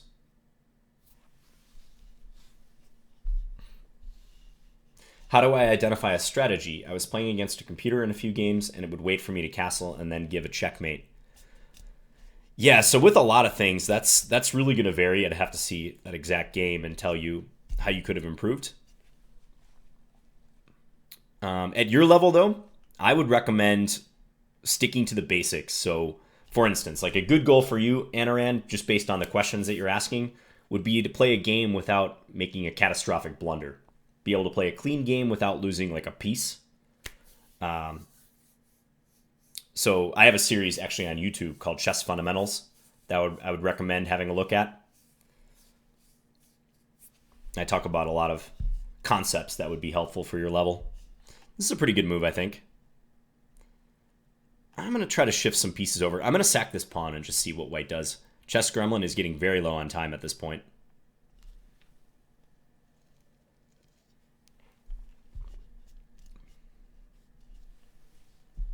If you search my name on YouTube, Typical Van, you can find it. My name is John Bartholomew. Okay, and he takes with the knight. He should take with the pawn, but maybe he's hesitant to open lines because now I can come down with the rook. Supported by this knight. So this knight has proved handy.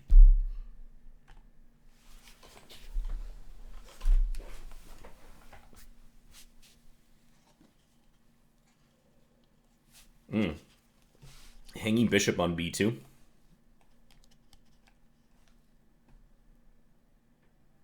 Okay, thank you for the game, Chess Gremlin. You played solid in the opening.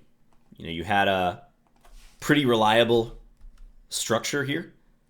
You didn't let me try any shenanigans when I played h5 trying to go h4. You put a stop to that. I would say you were doing fine up until the end. You kind of got in time pressure. And probably right around here, you should kind of focus on trying to attack me. So sending these pawns up the board would be a good idea. Usually if you're getting pawn stormed, you don't want to play too much on the wing where you're getting stormed. Better idea, try to take it to your opponent's king if you can. That said, like I think even up till the very, very end almost, you know, this move, if you had taken with the pawn instead, still highly unclear. So thank you for the game, Chess Gremlin. Who do we got next? Chess Girl 0626. Let's do it. From Poland? Yes, okay. I want to play Scandi, but let's play Sicilian. Good luck, Chess Girl. And someone was asking for a con, so I'll try to play the con Sicilian, which is e6 followed by a6.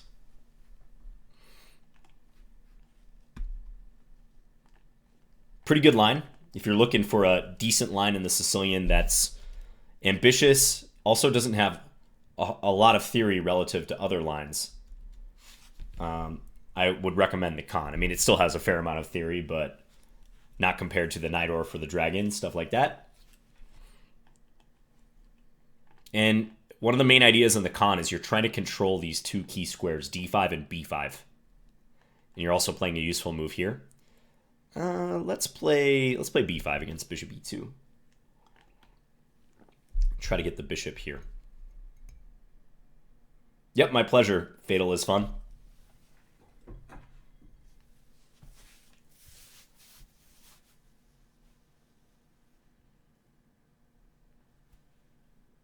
Think about the con. If white plays the open Sicilian, they're very rarely prepared for the con, in my experience. Because it's just not nearly as popular as other Sicilians. So players playing white in the open Sicilian don't tend to spend too much time on their prep unless they're a pretty strong player. And I think below Grandmaster level, it's just as good as any other line for black. And it maybe even has some practical advantages in certain cases.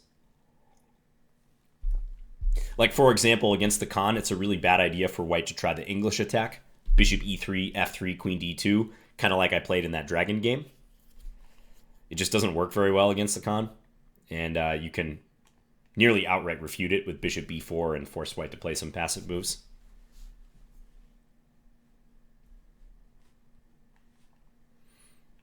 Okay, so I tend to like these positions for black unless white does some sort of sacrifice early on, but I don't think white's going to really succeed in that unless white wants to go all in and take on b5, but probably not enough compensation if white does. But I'm next thinking about putting a knight here, bishop here, castle. Just the knight alone on e5 will exert some unpleasant pressure against the bishop and also knight c4. Zerzis, thank you for subscribing with Twitch Prime. Appreciate it.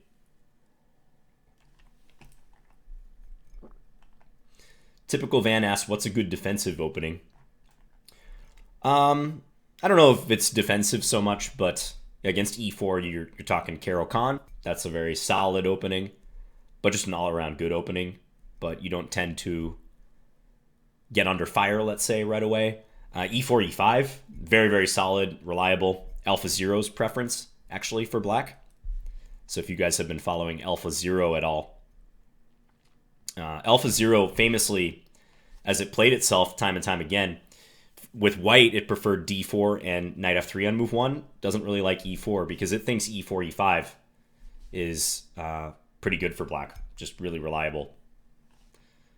Okay, here I can play knight c4, or I can just develop. I don't know about taking here. I mean, that's another good option, but white could take with a pawn and defend. Kind of like keeping my options open here. I'm just going to play bishop e7. Now, white could take on b5, but I think that would be fine. I think at the end of the line, I'll do another arrows thing for you guys. Knight takes b5, a takes b5. Knight takes b5, a takes b5, knight takes b5, queen b8, knight takes d6, bishop takes d6, queen takes d6, queen takes d6, rook takes d6. I was going to play knight c4.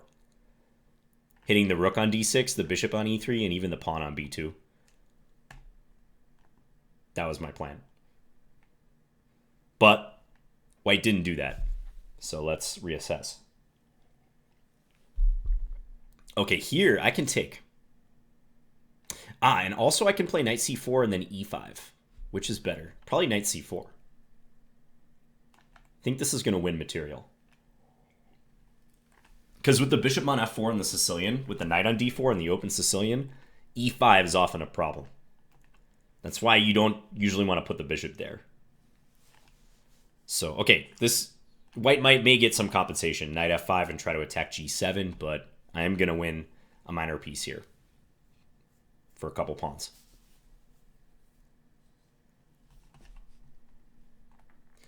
Finns, what do you think about the Philidor hand-hand variation? Yeah, I think it's fine. Bit formulaic, but it's fine. I'm going to play king over. If white takes g7. No, white does not. Okay, so in this case, I could probably just castle. And if white gangs up on g7, just play g6. That looks plenty solid. No knight d5 to worry about, because I got this defended a couple times. So let's castle.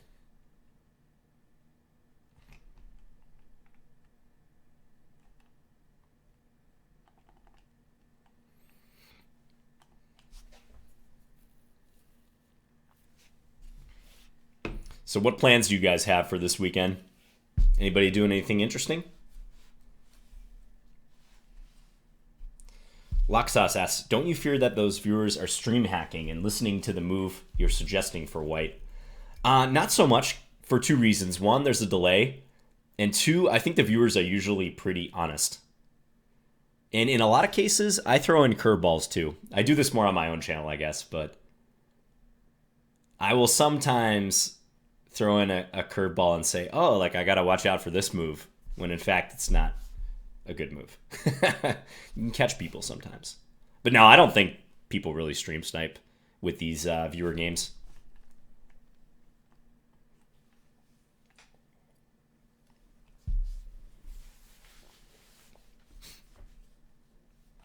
All right, I got the knight to e5. Stable square for the knight. Nice square to put the knight on in these openings. I can try to play rook c8. Attack this, attack this. Let's capture. Next, I'm going to play rook c8.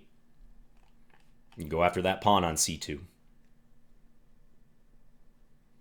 How much coffee do you have in that mug? Well, in this mug, it's just tea, actually. It's just some peach tea. I, unfortunately, am about to run out of my coffee. It's very sad. Let's play rook c3. I really like the look of this move. Attack the bishop, get ready to double.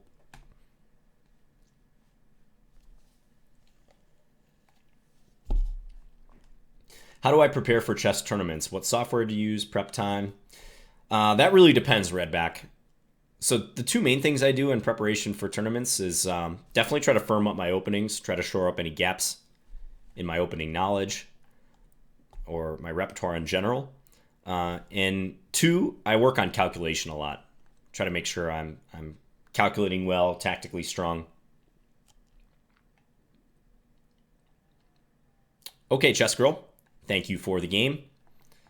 So I don't think bishop e2 is the best approach against the Khan. I mean, it is okay, but I think when you put the bishop on f3, you almost have to open the position to get something going. e5 or maybe even a knight d5 sacrifice. Because once black settles into this structure, and like when I put the knight on e5, I think black's already doing pretty well. Probably slight advantage black at this point. Because white has a hard time opening the position. So personally, I'd recommend, Chess Girl, putting the pawn on d3, or the bishop on d3 rather, and going for these lines. These are a bit more ambitious for white. White often succeeds in playing f4 here. So potentially more promising. But thank you for the game. Jens is up next. Jens ChessX.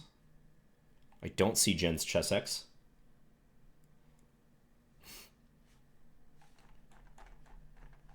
Let's see who we got, though, as a challenge next. There's a few in the queue.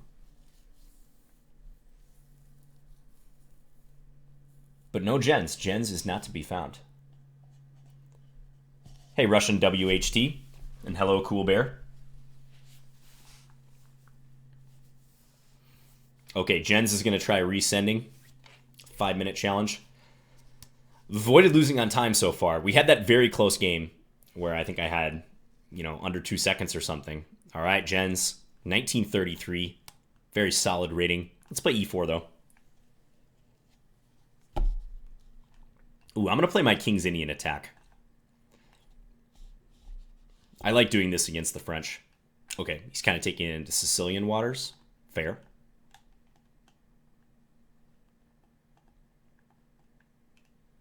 We may have some opportunities to attack in this one as well. Let's play f4.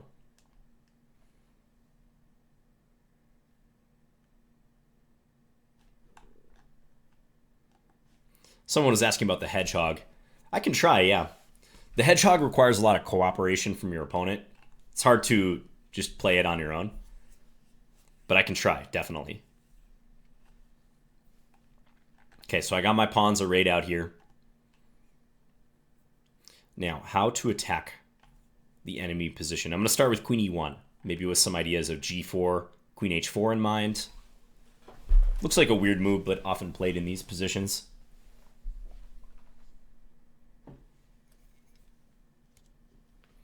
You like to play against the King's Indian attack, Halvard. Yeah, I think black has some good antidotes if they know what they're doing.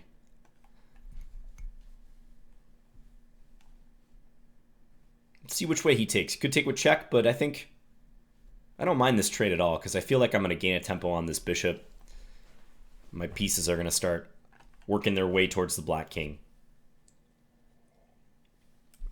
Probably take with a pawn here. Yeah. John, which opening do you think should make a comeback? Well, obviously I'm going to say Scandinavian. It's never been really popular. But aside from that one, because that one's too obvious, what opening should make a comeback? Yeah, I'm going to say Semi-Slav. I feel like we don't see a lot of Semi-Slavs at the top level, but I would like to see it more often. Okay, what to do here? E5? Probably E5. Block this bishop. I do give him the F5 square, but I think it's correct to do this. Now, I could take this pawn. I like my bishop, though. It's another one of these decisions, like I can take the pawn, but it kills some of the fun in the position. Let's not take it. Let's play knight e4. I'll try to go here and somehow get an attack going.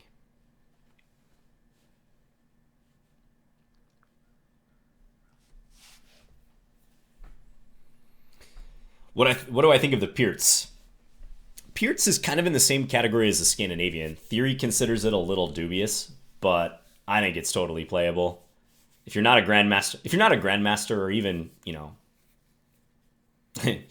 like even at FM IM level, all mainline openings are playable. If it has a name and there's been like books written about it, it's probably playable. So I like the Pirtz. I don't play it too often, every once in a while, but I think it's quite interesting. Okay, I'm giving him this pawn, but I'm going to try to play bishop h6 and really make this fun. How good is the Ruy Lopez? Ruy Lopez has one of the best reputations of any opening in chess.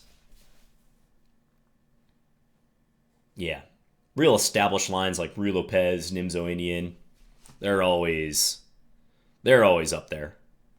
Okay, do I play bishop g5 here? I'm really getting kind of crazy in this game. No, I'm going to take and just see. He might take this pawn. But we shall see.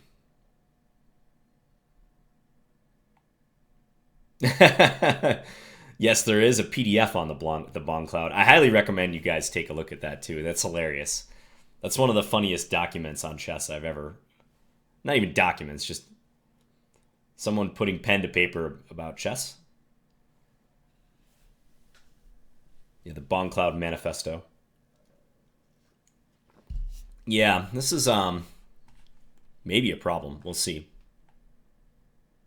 Could take here, but again, that's kind of lame. I want to play for the attack.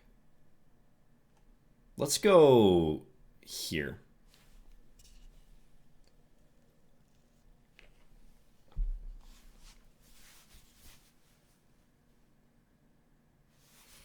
Chess Gremlin says, I like the King's Indian defense for black. Pirtz seems to transpose to/from this easily.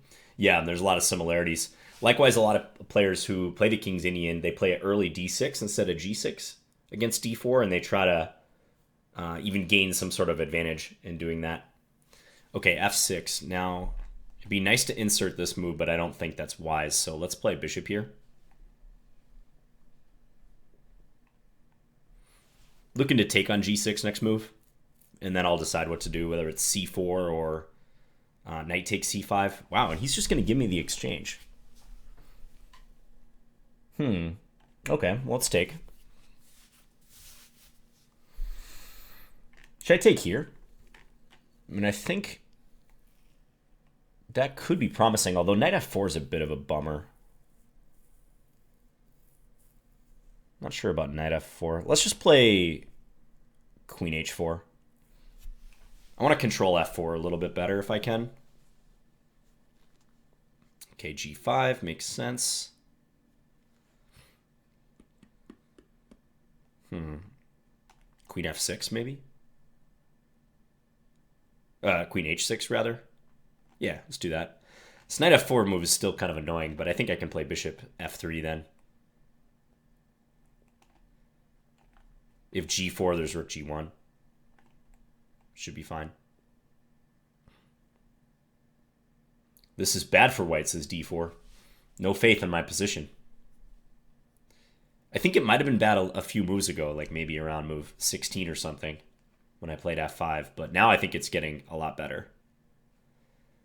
Okay, queen d7. I can take, but he takes here. Don't like that. Rook d1. He's going after this pawn. That's what he's doing. That just dawned on me. Huh. That might be a good move.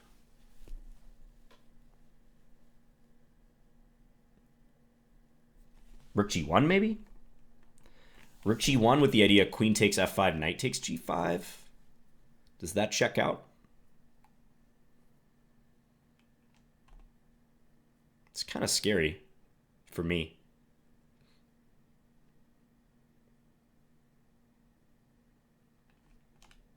I want to try it, though. I'm going to try. See, I'm thinking if I take here, he might sack his queen. Oh, no, that's got to be good for me. We gotta play this move. Take here. This is the line I was calculating, because if I take his queen, he can then take on f3 with check. King h1 and, I don't know, knight e2 or just rook takes f5. But I think the main thing is, if take, king here, I can take on c6. Yeah, now I come back with the knight check. Very important. Okay, knight there. Now maybe knight h4 or rook f1. If knight h4, queen e4 check, rook g2, that should be nice because then I'm threatening to take. And he can't take h4. I think that's fine. Queen f4, I probably just trade queens and then take g6. That should be winning. Queen h3. Queen h3, I should be able to take g6. I feel like I'm going to win that.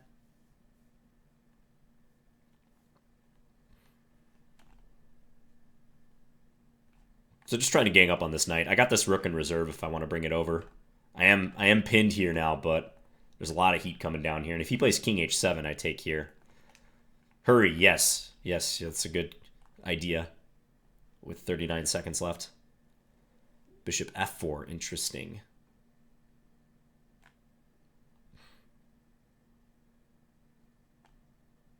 I'll just step here.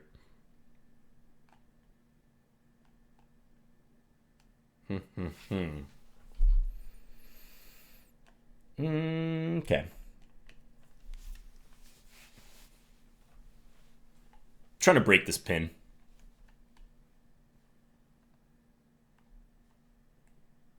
We're going to get in time scramble now, though. Oh, did I drop that? I dropped that. Okay.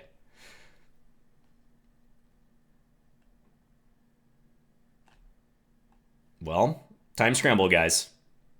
Gonna need to do a proper Scandis swindle here.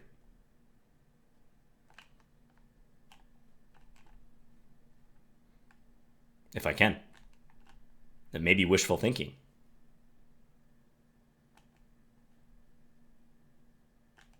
He's being super duper solid. Looking for h4.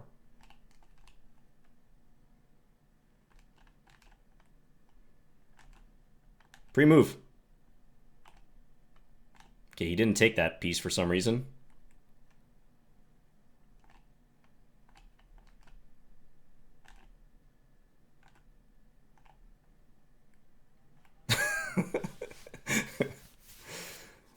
Sorry, Jen's chess. That was kind of a swindle at the end.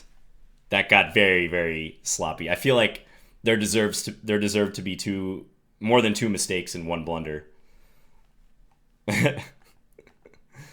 Yeah, I totally missed that my knight was hanging. Gotta watch out for those undefended pieces, guys.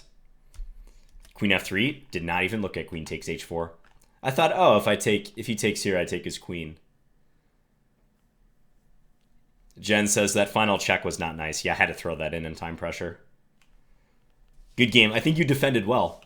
I think you played this pretty well. I was surprised by your decision to give me the exchange right here, queen c7, because I didn't think, if you played rook here, you were doing bad at all. But, that might have been a decent practical way to play the position, because you're pretty strong on the dark squares here.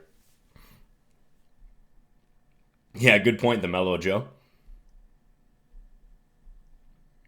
Yeah, I think you have decent compensation. I mean, I thought after knight takes g5, I'd be, pretty easily winning, but actually it didn't prove to be easy at all in this position.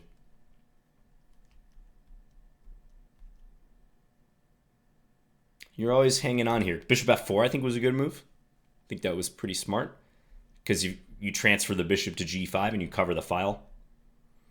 Yeah, and after this, you're winning. So, nice game. Who's up next? I think Wind is up next.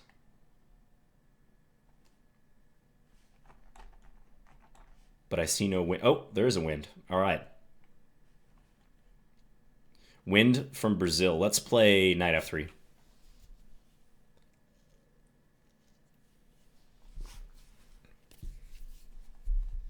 How do I play against the London system? I was talking about that earlier. I think the very first game on stream. I like playing an early c5 and trying to take on d4. That's kind of my preference. Here I'm going to play d4 to stop e5. Yes, someone has to beat me. You guys have about an hour left to try to beat me. Who's going to be the lucky person to do it? Let's play c4.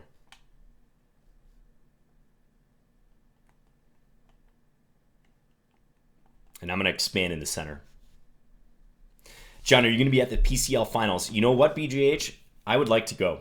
I haven't made any firm plans. Hopefully I will be there with the Blizzard if we make it. But yeah, I don't have any firm plans. I might go, though, even if we don't happen to qualify.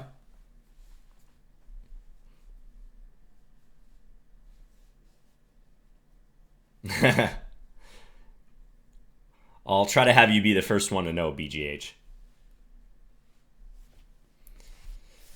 Zazuma says the queue is currently empty. Do any subs want a game? So, yeah, if you guys want a game, get in there with a subscription to Chess. Fire away. Okay, knight a5. I want to trap this knight, but I don't see how. So I'm going to play queen e2.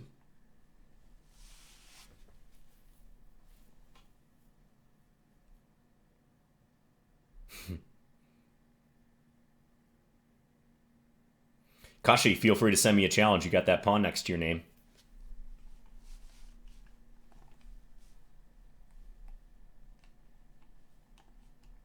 Is Hikaru still playing? He said he was out and about. He made some excuse like, oh, I got to go to St. Louis. Let's play this. Ooh, there we go, Kashi. With the international icon. Okay. Oh, you guys can't see that. I'm just realizing. Anytime I talk about the queue, you guys can't see what I'm talking about. This knight is really awkward. I want to trap it, but it's not easy to do so. Let's just play knight c3. The finals, the PCL finals, is in San Francisco. Same place it was last year.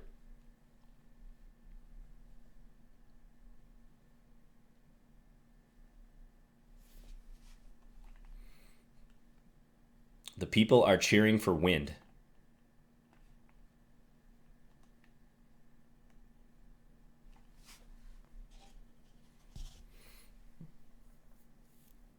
I think wind is going to need earth and fire to help them in this position, personally. This is looking pretty intimidating with the pawns on e5 and d5.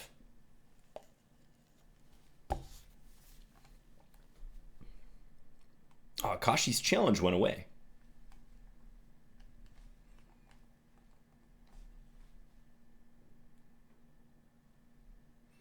Yes, thanks for the plug, BGH. I did make a London course on Chessable, co-authored with FIDE Master Daniel Barish, if you're interested in checking it out.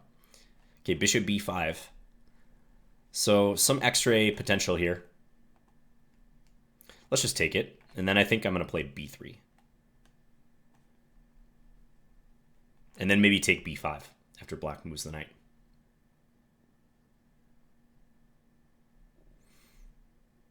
Although there is a move black can play there.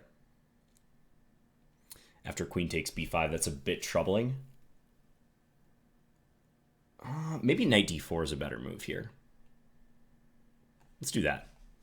Knight takes b3 is a threat. I need to be able to take with the knight because this pawn is pinned. So knight d4, pivot with the knight, try to recapture this way.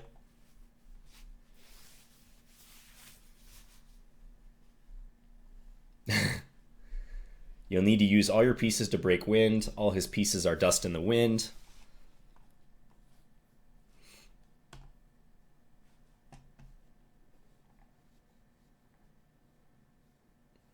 We've thought about that, Chess Gremlin. There are some issues logistically with that, but we definitely thought about it. This is another good move. I like that move. I think it's high time I get this bishop out, so I'm going to go here. If takes on b5, I can take the knight, so let's just develop.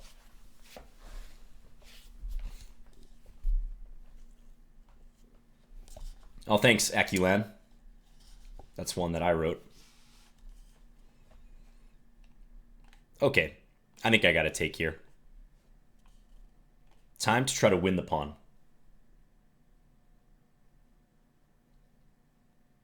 Ooh, but he takes there. Okay, queen trade. One of my favorite things in chess, the queen trade. The Mellow Joe asked, John, when did you get into chess and at what point did you make the decision to pursue it seriously? So I learned chess when I was in 2nd grade. As a wee lad. I was like 8 years old. A friend of mine taught me at school. When did I get serious about chess? I would say probably when I was in 4th grade, 5th grade. So yeah, like 10, 11. That's when I started studying chess more regularly. And really begin to explore tournaments and stuff like that. My parents don't really play, no. My dad knows how to play. My mom is not interested in chess, really. Okay, black is playing solid here. I got to figure out how to take down these defenses. My bishops need more scope. Let's go here. I don't really want to trade rooks. But yeah, I played a ton of tournaments between ages, I'd say 10 to 15. Played a lot of tournaments around about that time. Could take this now. Could cash in. I think I should. Grab a pawn.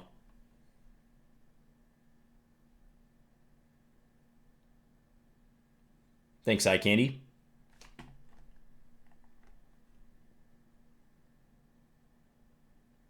I'm just reading BJH's comment. Whoa, this was not expected.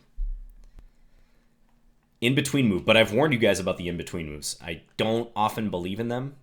I'm going to take this because I get 2 bishops and a pawn against the rook. Now I should probably trade rooks. Probably trade and play bishop c4. If b5, I can take rook down, just king f1. And my bishops plus the extra pawn here on the queen side should be decisive. An in-between move is essentially a move that disrupts the normal sequence of events. They're especially checks and captures or major threats. So kind of like forcing moves that your opponent can try to try to disrupt like some sort of sequence you're doing, like throwing in a check when you're intent on doing your own operation. But they have to be played very judiciously. A lot of times people will, like a common example I see, especially in games of students and amateur players, is their opponent will attack one of their pieces, and then instead of addressing that attack, they will attack a different piece in reply. Like my student will attack a different piece in reply. And they think, oh, like if he takes me, I'll take him. It's even. But you have to be very careful about that. That's not always the case. You have to use that logic pretty judiciously.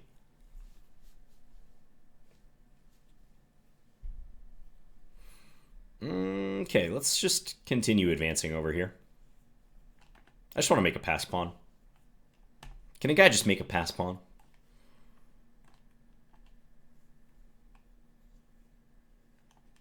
Now let's position the bishop on this diagonal if we can. Bishop to f3.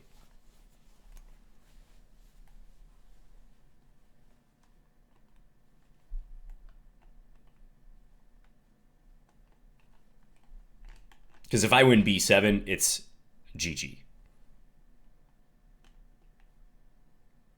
Okay, he is being annoying with the checks, though. Trying to force me into some sort of skewer. Is he going to blunder the rook? No blunder. Oh, he did blunder the rook, just on a different square. Okay, thank you for the game, Wind. Yeah, you played pretty well. I thought your opening might have given me too much center space, but I think you played pretty solid game. Just fell apart a bit after the trade here. I mean, even after this, I was a little skeptical of your play because, you know, you have the doubled pawns and I have the bishop pair. It seems pretty good, but I think if you would have played rook c8 instead of rook b8, that might have been a mouse slip, by the way. Like, it's very possible he was intending rook c8, because rook b8 doesn't make a whole lot of sense. So if you had played rook c8 instead, I think you're right in the game. But then especially, we were talking about in-between moves, Wind, if you're just joining us. But I don't think you should play bishop a3. Interestingly, well, I guess you're losing one more point of material by playing bishop a3 and allowing me to do this, because I get 7 against 5. 2 bishops and a pawn against a rook. It's not a big material difference, but it's very hard to fight against the 2 bishops like that when you don't have a bishop yourself to fight back. This is a technically winning position for white. So, yeah, I think you should just take here. I mean, you're down a pawn, but let's say you play the move b4 after that. This is going to be really tough for me to win. I have a majority over here, but if ever I push, you can take en passant. So that would require a lot of technique here to win this. So good game. Yeah, pretty well played. You can see the stats down here. Very clean game. Okay, Kashi is up next. Oops, clicked on the wrong thing again. Okay, Kashi. Use Kashi when opening the overhead compartments. Let's do it. Oh, we're going to get in another Scandi. Let's let those Scandi emotes fly.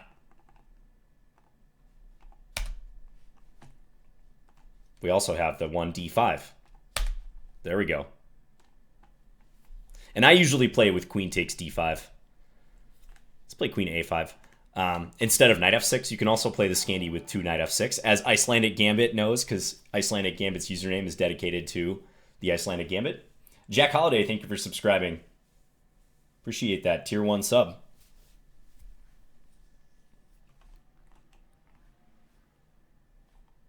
Yeah, the queue is running on empty. There's not a lot of subs in the barrel here in the chamber. So if you guys want a game, like Jack Holiday just subscribed to the channel. So Jack Holiday, feel free to send me a challenge.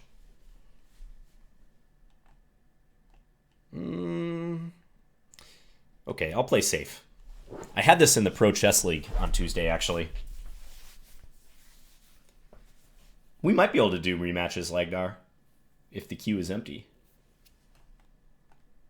What about all those gifted subs earlier? Ikaru came in and gifted 20 subs. Those of you who are there for that, you're definitely eligible. Send me a game.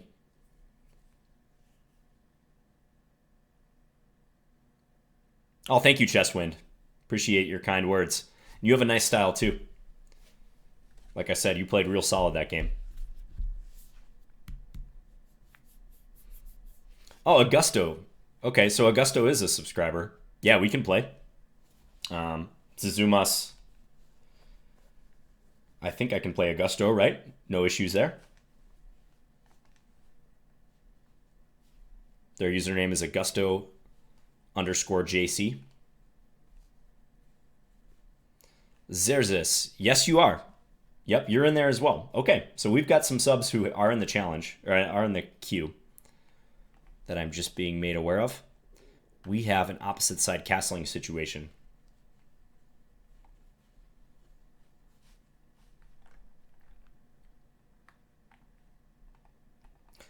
Zerzis, I'll play you next, because, yeah, I think you have been in there a while, and then Augusto, I'll play you after that.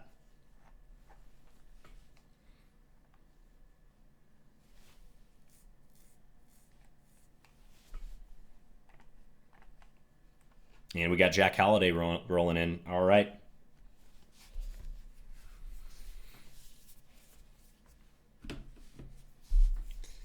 All right, I think time to throw these pawns at him. B5, A5.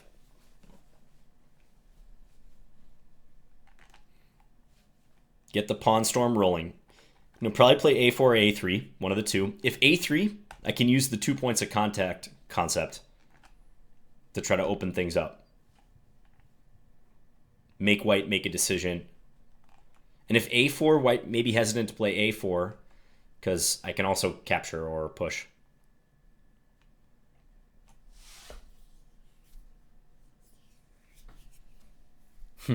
2 points of contact, 1,000 points. I got to make a video about the 2 points of contact concept. I think it would even be useful as a chess fundamentals video.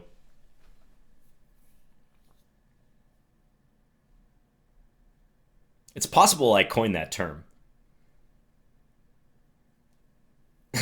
I mean, not like the idea wasn't known, but I haven't heard anyone talk like it in terms of that term before, but I just started calling it that because it's the most efficient way to communicate this concept.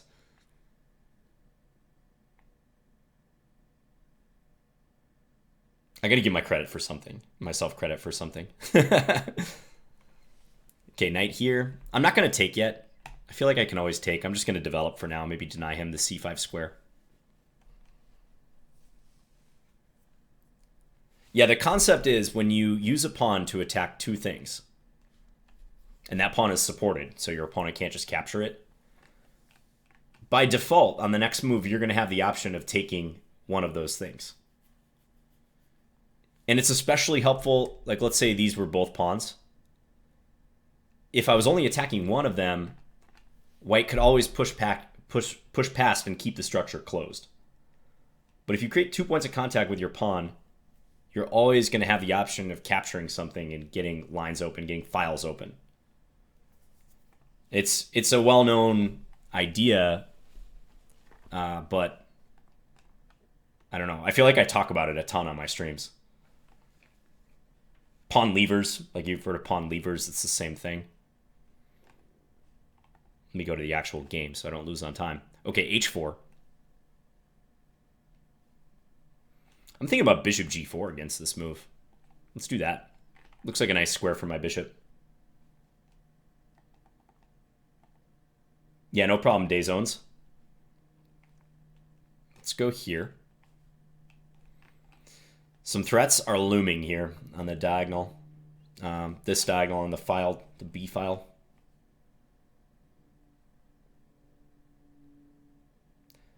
Yeah, it's sort of like a fork, I guess, but the point is not necessarily to win material. It's purely to open lines. Pawn lever, yeah. But I like the term, 2 points of contact, because that really encapsulates what it's about. Okay, here I can win the exchange if I want. Take, and then take here. C6 is hanging at the end of the line. But nah, let's win the exchange. Takes on f6. Okay, in between move. Again, though, I've been cautioning about these moves. Let's take, attack the knight. Because now if I move this bishop, I should be up a piece in the final analysis. Like if white takes one of my rooks now, I recapture. I have 3 minor pieces, white has 2 minor pieces.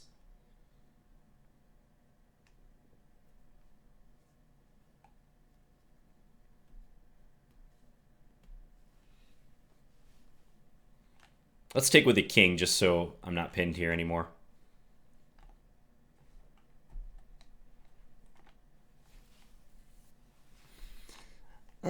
I'm going to go here. This wrecks my structure, but I'm really trying to get at that king on b1.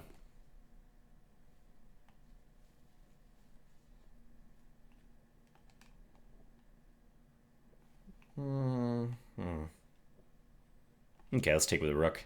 Play b3, try to stay solid. Maybe then I'll play rook b5 and try to go for knight c5. Look at my pawn structure. Beautiful. All those isolated pawns, gorgeous. Just a perfect picture of strength and harmony.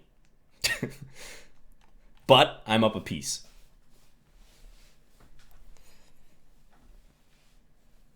Kashi says, thanks, good game in the chat. And Kashi resigns. Thank you for the game, Kashi42. Yeah, I think you probably need some caution. I don't know how else to describe it. Kashi needs some caution. Right around here when I play a5. Maybe a4 is better. That's probably the better way of dealing with this. So that way if I take, you can take, and I feel like your bishop isn't going to be as easily harassed as it was in the game. Because, yeah, a3 allowed b4 with more force. Then you had to move the knight, and I could always take. And your position right around here is tough. I mean, I think you're definitely feeling the heat at this point. My idea is to take and try to get something going against the bishop, maybe knight d5 coming up. But queen e5, if you're going to play that, I think you got to just recapture on d1 instead of the in-between move bishop takes f6.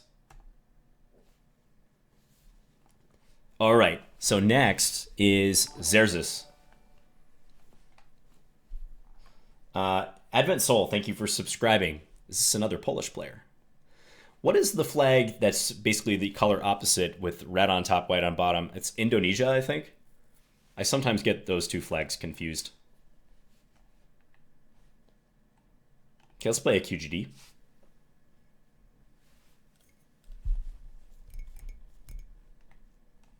The hedge with holes in the pawn structure. It's called the Rabbit Warren, other JB. Thanks, Jay Brazel. The Rabbit Warren.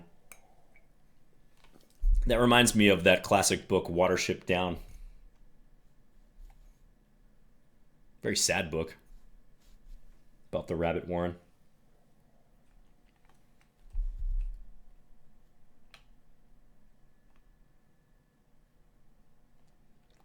Playing a QGD. I'll try to illustrate how I recommend people play this line. Not even theoretically the strongest necessarily, but it's easy to remember. Works pretty well. I'm going to play b6, bishop b7, knight d7, and try to play c5 eventually.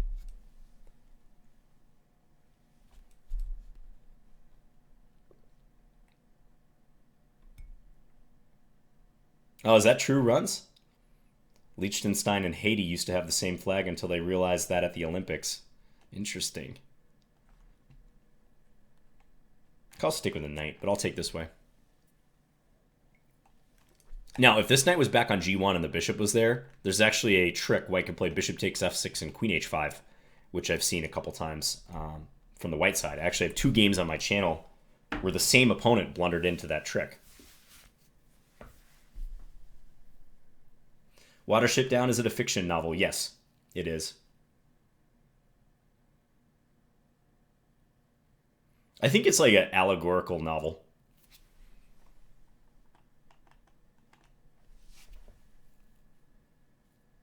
And there's a movie too. Yep.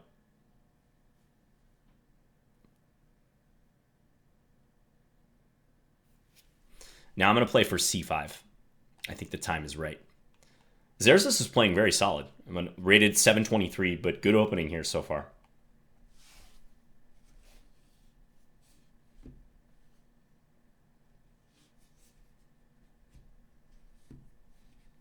Yes, Legdar, definitely. Here, let me make a note of that. I'll try to hook you up with that. I will hook you up with that, the 1 month diamond, because you got Planty McPlant face. So thanks for the game, Legdar, and I will see you again soon. Let's play knight a6. This is often how you want to develop this knight, I've found in these lines. Tempting to put it on c6, but I'll go here to try to threaten this, and you can maybe pivot back here, which helps defend the center.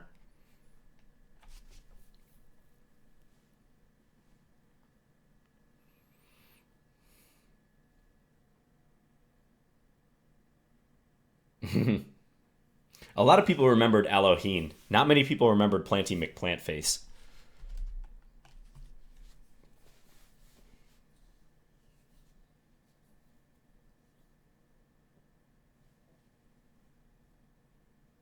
I think Planty McPlantface was a succulent. Should I play knight b4 or c4? I think knight b4. Let's get the 2 bishops. Unless white throws in bishop h7, but that seems a little risky.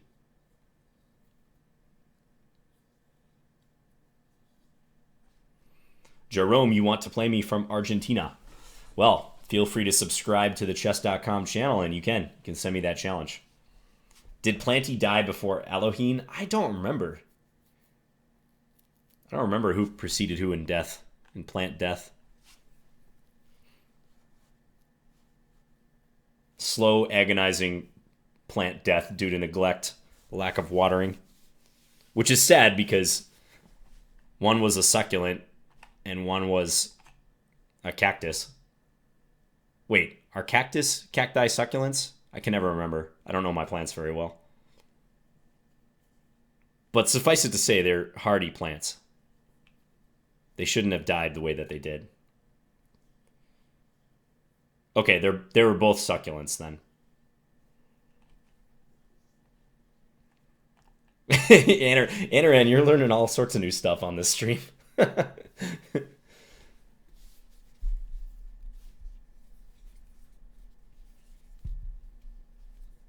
Oh, thank you, Red Green JR Gaming. I don't think you're too stupid to play chess. But I'm glad you're enjoying the stream.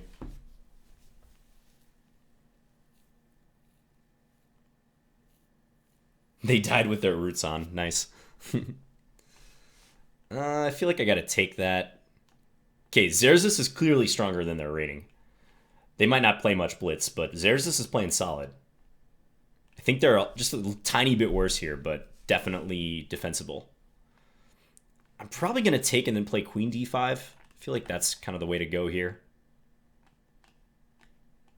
Maybe rook e2.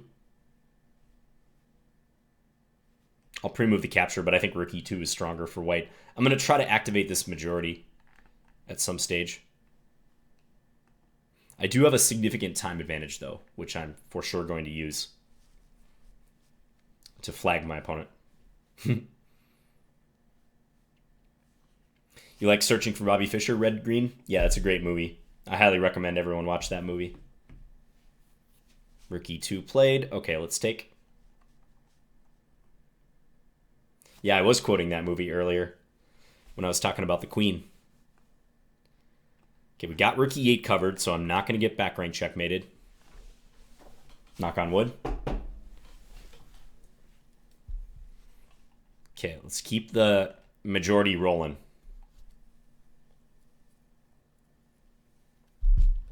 Don't move until you see it. Exactly. I like the scene where Bruce Pandolfini just sweeps all the pieces away, and he's forcing Josh to analyze blindfold.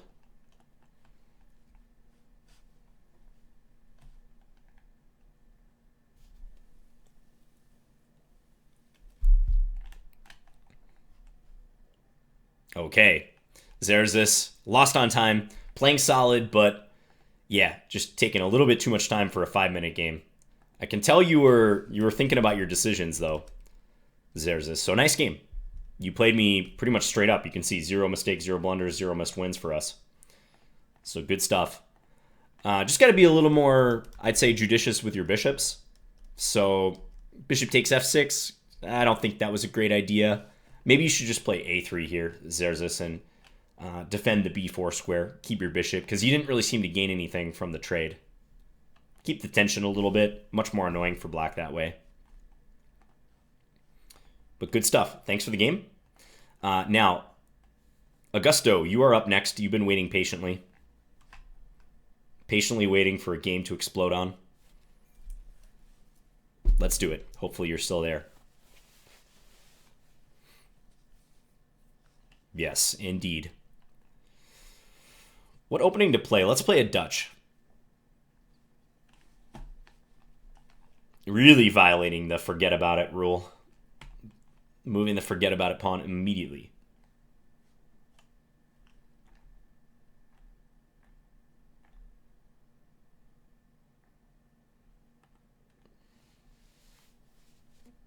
The movie Pawn Sacrifice was more about Fischer's state of mind than chess and how he deteriorated. Says forget about it. I actually haven't seen Pawn Sacrifice. Would you guys recommend it? Tobey Maguire? I've heard very mixed reviews about it from chess players, that is. Let's play a classical Dutch.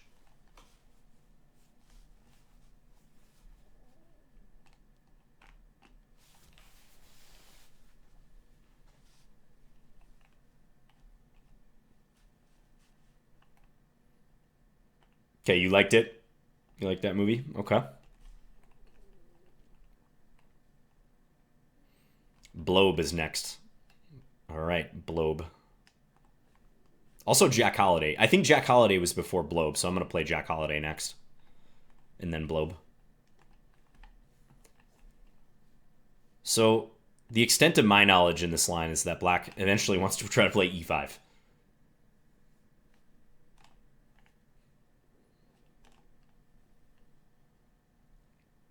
It'll be interesting to see how I organize that. Let's pull the bishop back. I'll try to do it this way.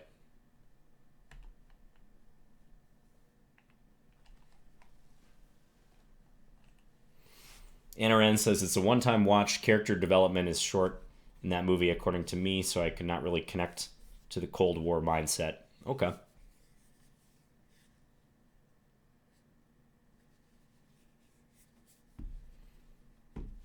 I could play e5. I think I will play e5, given that that's my entire plan. Why did I play queen e8? Asks Indolent Lad. Well, it's to prop up this e5 idea to make sure that I had more defenders on it. Also, you can see it's helpful in getting out of the way of the d-file pressure, which wasn't a thing at the time I played that. But yeah, it's just a really good way to try to get e5 in this pawn break. You see, again, 2 points of contact with the pawns. Okay, knight there. Probably take. And now options. c5, maybe just develop. Like bishop e6 sort of moves. I'm liking my position. Also could play a5. Let's play a5. If he doubles, I might just play bishop e7. White owns the d-file, but I don't think it'll matter too much. Okay, he plays a4, so trying to put a stop to me there. But potentially a weakening move. Let's go here. See if I can sneak in bishop c5.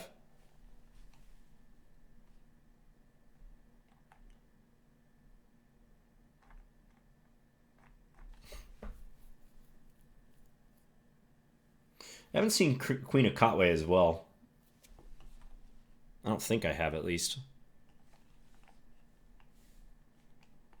I did see the movie on IS 318. Knights of the South Bronx, is that what it's called?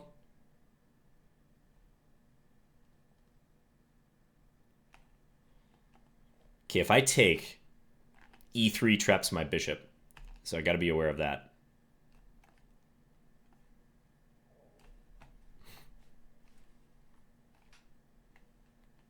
Now, if f3, I'm going to play knight into e3. Okay, this bishop is looking kind of lonely, but bishop takes c7 is a threat, so maybe just this now. Or knight e5. Nah, I like c6 just to deny this. Will this stream be on my YouTube? No, probably not, Jack Holiday.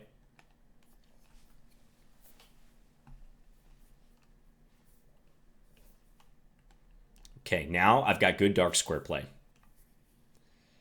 Bishop b4 ideas.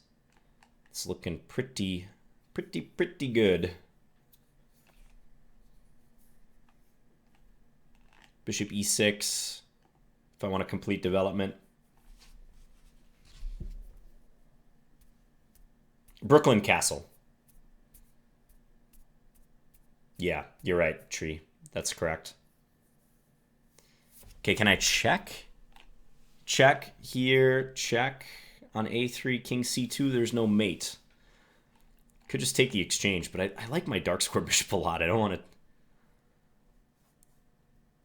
I don't know. I should take the exchange, though. Yeah, let's take the exchange.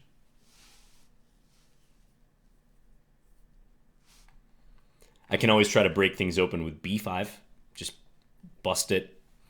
Bust the position open. 2 points of contact. I have this check in reserved. I haven't moved my light square bishop, and it is move 23, but my king is very safe. The lack of development doesn't really matter.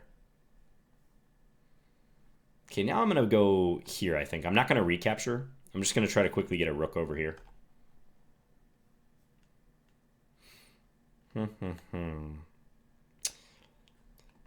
Rook f8, knight c6, queen takes b5, knight e7 check, king f8, knight takes c8, rook takes c8.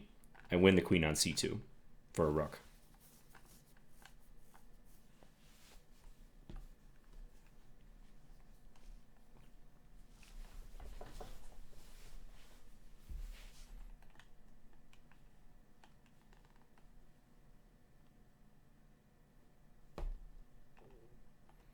Looks like this might happen.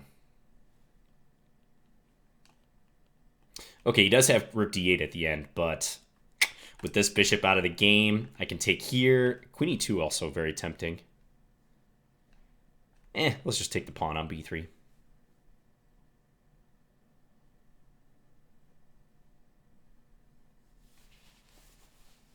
think VOD stands for video on demand.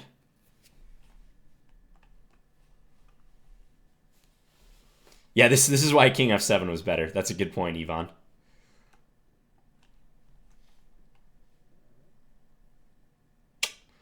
Should have played king f7. He's going to play bishop c4. I presume. Okay. He's staying solid. But now I'm threatening queen e1 mate. Ooh. It's a nice mate with the pawn controlling the b2 square. Thank you for the game, Agosto. Yeah, so black getting in e5 is a big plan here. So much so that I think you might consider playing d5 earlier. Also, I don't really think b3 helps you too much. You don't really need the defense of the c4 pawn. So I would question b3. If you're going to castle, you should probably just do it right now. But maybe d5 too. Just get that pawn break in, that pawn push right away. But thank you for the game. You played pretty solid. Good stuff. All right, and now I think Jack Holiday. Let's do it. Let's play a c3 Sicilian this time. The Alapin. This is a pretty good line. If you don't want to go into heavy theory with knight f3 and d4, I can recommend this variation for white. It's reliable. You're trying to get the two pawns side by side in the center here, and a lot of people will allow you to do that. The best moves for black, theoretically, are d5 or knight f6, both trying to attack e4. But it's a decent line for white.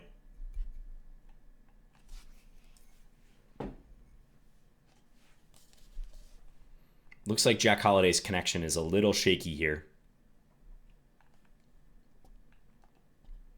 Should I try to force through d5 right now? I think I will, before black gets a chance to play d5.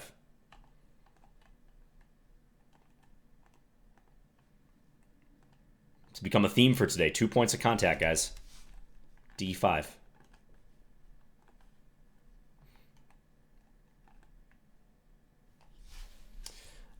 Chess Gremlin says, isn't the Alapin regarded as maybe the strongest anti-Sicilian? Yep, it's up there for sure. Okay, here I can take the knight.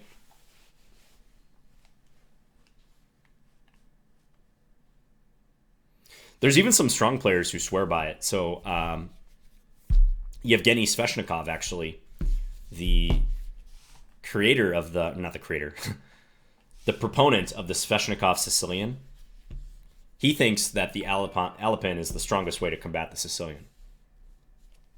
He is a grandmaster, so we should respect his opinion.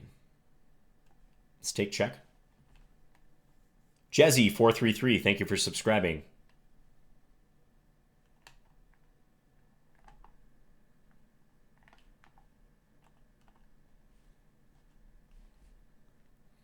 Takes the queen, so now there's a double attack here. I think I'll just drop the bishop back, allowing a queen trade, but I'm up the piece.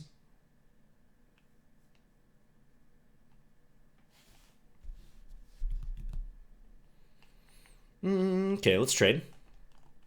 And then knight f3.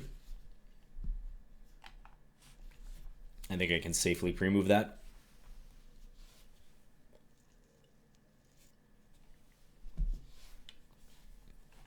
Getting ready to castle, knight c3, bishop e3, rook d1. All sorts of moves like that.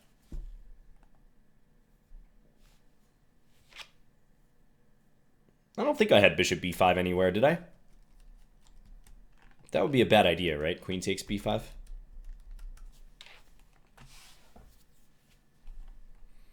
Okay, let's develop. Oh, maybe you're talking about the bishop b5 Sicilian.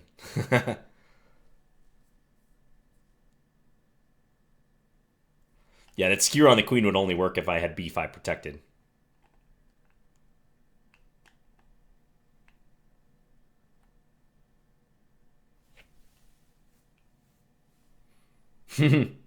Boogie Hedgehog says, if you play the anti-Sicilians, then you're a d4 player placed in the wrong body. You might have a point.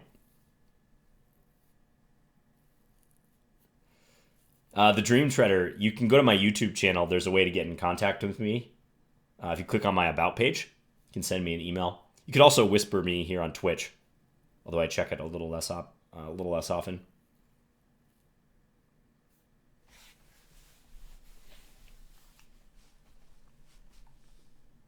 Ooh, f5.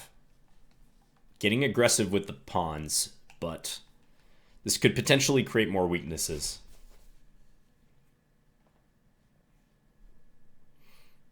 How do you whisper on Twitch? Gotta speak really softly. No, but I think you can type...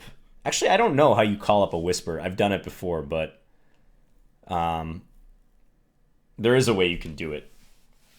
Of course. Okay, let's take. I just can't tell you off the top of my head like how you do it. Click on a yeah, you can click on a username in chat here and do that easily.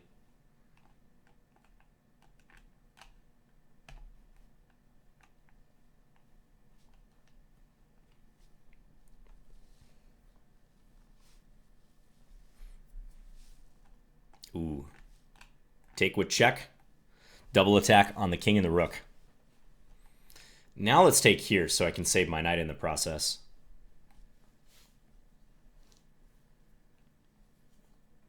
Okay, you can use /whisper as well, and then the username. That's pretty handy. I didn't know that.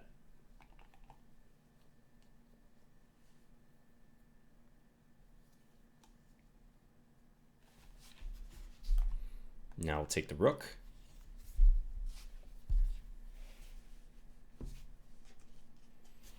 Man, I knew this tall iced coffee was not going to last me a 3-hour stream. But good thing I have the tea back up. Oh, I'm out of tea too. Do I have water left? A little bit.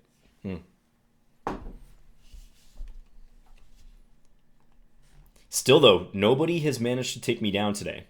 There's been some close calls. A couple close calls. But I'm still waiting for one of you. You guys have 20 minutes to try to take me down. John, what kind of coffee do you always order? I stick to just plain iced coffee. I usually put a little half and half. Sometimes I'll drink it black. I'm not too picky with the type of coffee, just that it's coffee. Hey, Doc Holiday. I'm playing another Holiday, Jack Holiday. Is this your buddy?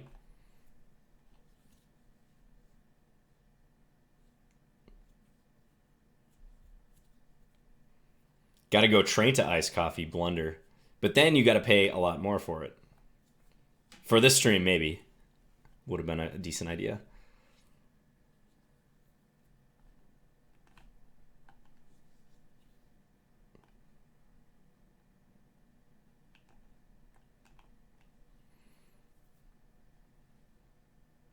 Okay, let's give it a check.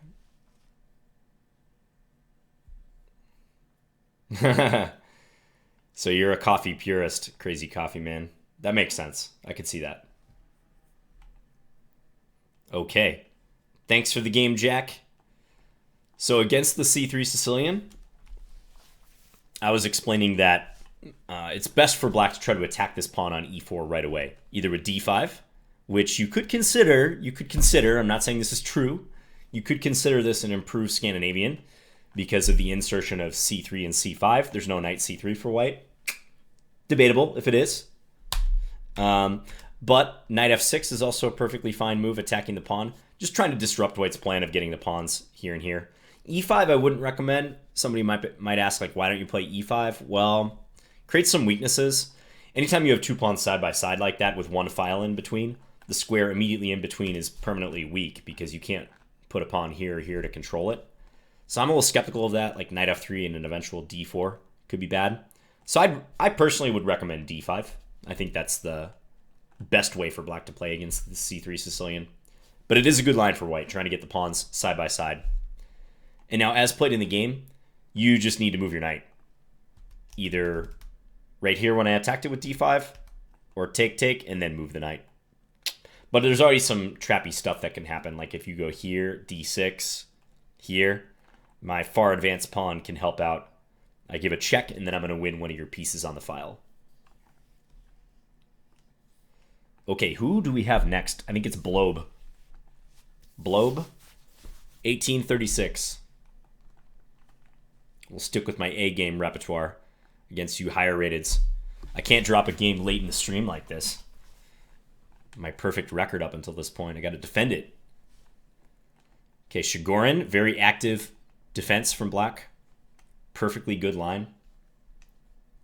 Thank you, Sajnik Roy. Yeah, appreciate that. I haven't been streaming a whole lot lately, but that will change again soon. I was on vacation in Mexico a couple weeks ago, which was a blast. Hanging out down in Cancun for a week with some buddies. Posted a picture on my Twitter. Playing chess in the pool. A little floaty raft. Let's go here. I tend to think this knight is a little bit misplaced in these lines, but it's not that big of a deal for black. What is Blob's normal rating? People are saying the rating is worse than normal. That makes me nervous. I don't like hearing that. Like, is this guy secretly a 2400?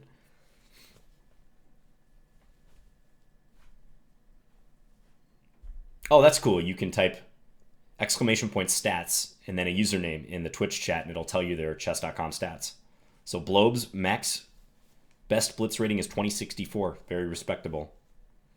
And they have a 34 on Puzzle Rush, which is very good. Okay, gotta watch out for those tactics.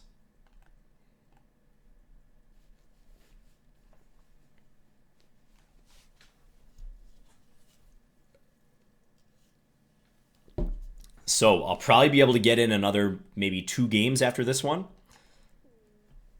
See who's next in the queue. Joku Baspalonis is next, although I don't see their challenge.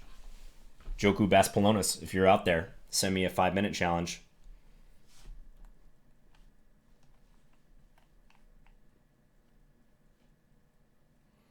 Oh, the stats command is sub only. All right. Let me see if I can do mine.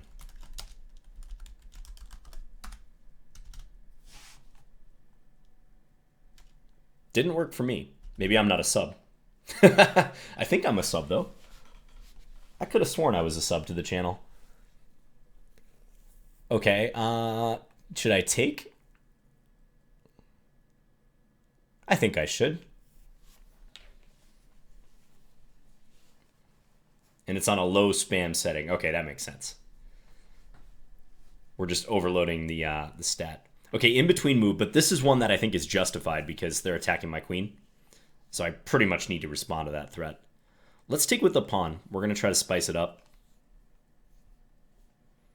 Opening some lines. I may avoid castling short now.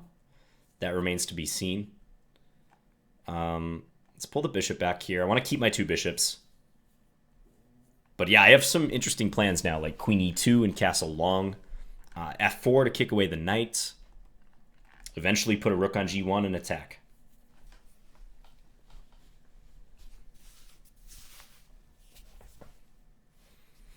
I think I'm going to go for the queen e2 plan. Oh, bishop h4 is also interesting. What about that? That catches my eye because now knight d5 is a pretty significant threat. Quite interesting.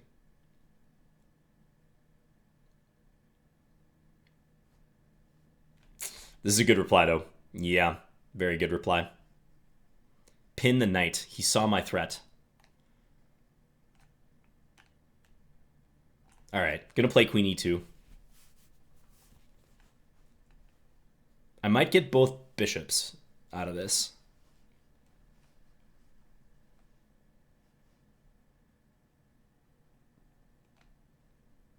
Moobot is asking Chess Gremlin if he can play a game. Very politely.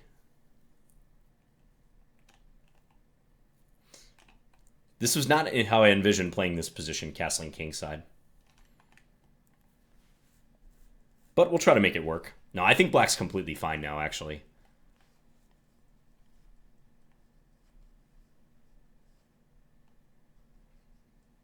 Moobot is definitely trolling at this point.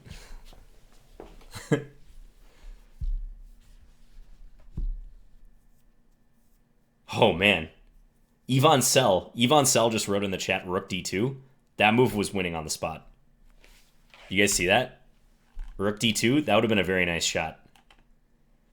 And if I were to take it, knight takes F3 check, fork on the king and the queen. And if the queen goes anywhere else, knight takes F3, winning the bishop is coming. Ooh, that would have been a great move.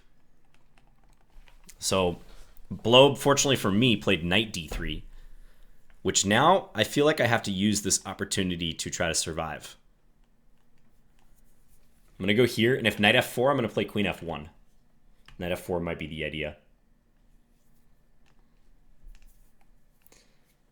Yeah, actually, my bishop H4 move was pretty bad, I think, because Blob found a pretty accurate way to take advantage with bishop B4.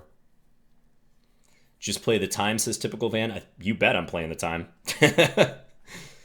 Absolutely. Don't have to tell me twice.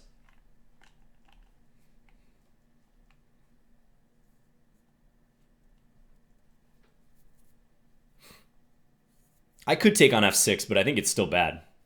Still very bad. He just takes back.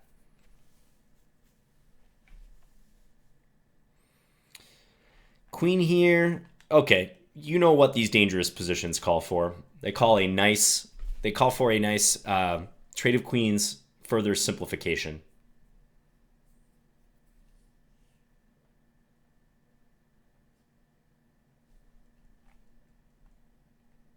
I have some threats against F7 if black doesn't trade queens too.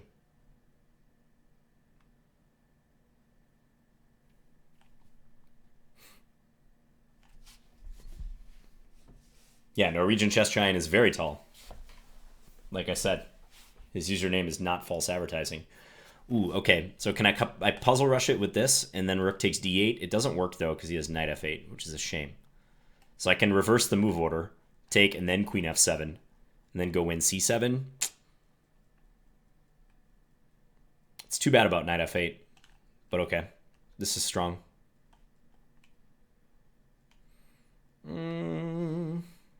Yeah, let's take, hit the rook. F3 is loose, but he has to defend the rook. How tall are you, Norwegian Chess Giant?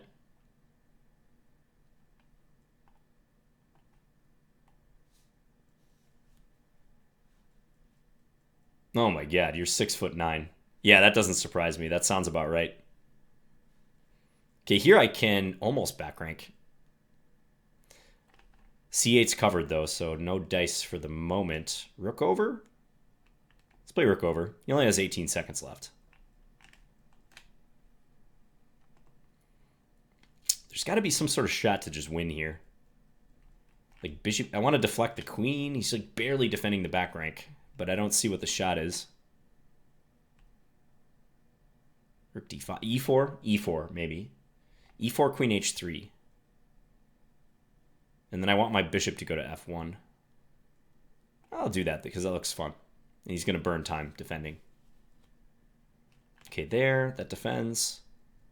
Bishop d6 now. E5.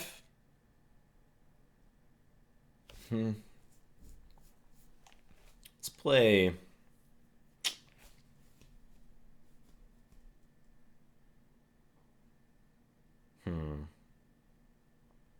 I want to do something sneaky here. I really do. Like bishop C... Oh, bishop c7. Does that work? That may be the move I'm looking for. This is kind of a nasty move. I gotta play it. Didn't fully calculate it, but it cuts off the coordination. Okay, now let's go here. It is a check, I guess. I'm leaving myself kind of exposed there. Ah, man, he's just defending. He's defending really well here. Can I take and then take? Let's take. And play rook d8. Okay, it didn't matter. He lost on time, but I was really looking for some sort of back rank. But let's go to that tactical opportunity that Blob had, that Ivan Sell pointed out in the chat.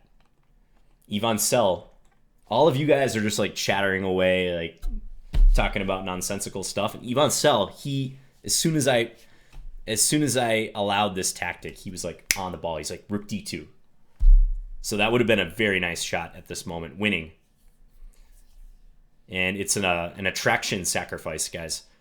So black is trying to attract my queen to the d2 square so they can play knight takes f3 check, fork the king and the queen. So I don't have too many options to go safely somewhere with my queen. Queen e1 is going to fall for the same thing. Yeah, thank you for the game, Blob. Just examining a tactic that you had here. B5 is the only other safe square for the queen, but then take, king moves, take the bishop. So relatively best is what Norwegian Chess Giant said. Take here, but black just takes back, and I think I'm just going to get hurt here because I still can't take or play queen e1. I'd have to play this, and my king is so exposed. Take, must be winning. Must be winning very soon. So, nice little possibility there. Okay, is Joku there?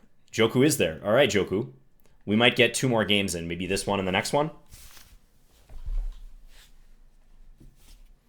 All right, let's do another Scandi to round this baby out. One more Scandi for the road. Oh, and D3. You know who played this against me? Eric Hansen in Arena Kings. And he said he didn't want to get embarrassed on stream by the Scandi, so that's why he played it. But it's a bit of a craven move, D3, just defending the pawn. Allowing a possible queen trade. But we're keeping stuff on the board.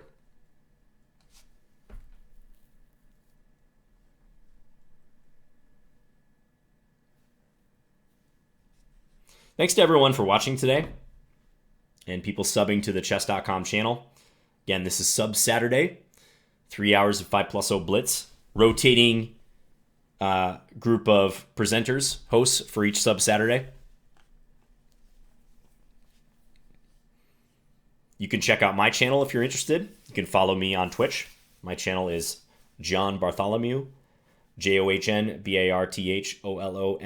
You can also find me on YouTube. I have a YouTube channel. I posted tons and tons of videos over the years. Mostly instructive videos. I try to take an educational bent in my videos, but also try to be entertaining when I can. So check that out. If you're new to chess, I have lots and lots of videos geared towards you.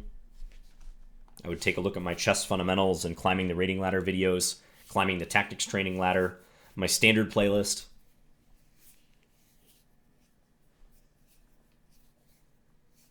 Okay, so this is sort of a King's Indian attack style approach here, or Hanham Philidor even, depending upon what he does with this bishop. Thanks, other JB.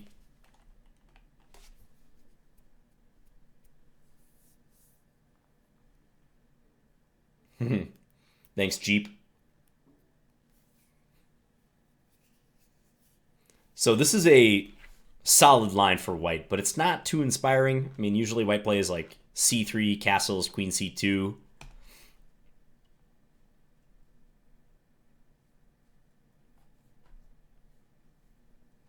Yeah, I have a series called Climbing the Tactics Training Ladder.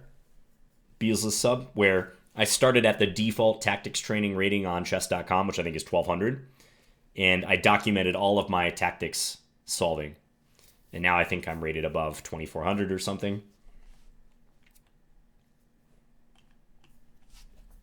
And I mostly stress how you should solve for accuracy and not worry so much about the speed, especially at first. John, when is your next PCL game? Well, We will see if I'm in the lineup on Tuesday. We're playing the Australia Kangaroos in the first round of the playoffs. Lineups have not been released yet, but that's our next match. Our goal, make it to those PCL finals and win the thing. Make it to the PCL finals in San Francisco. Okay, let's take with the knight. Building up a bit of a time advantage here. I'm actually not sure this is a good move for a reason I will not describe yet, just in case Joku is listening. When's my next Norm tourney? Probably not till June, Jay Brazil, and it'll be here in Minnesota.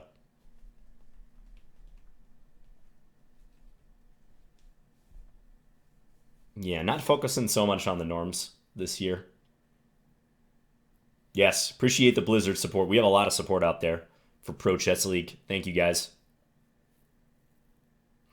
What was my position in basketball? I always played guard.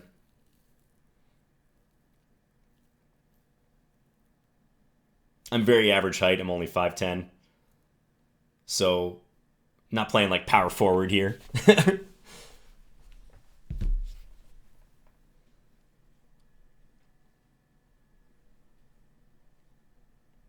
Oh, thanks, Zabon.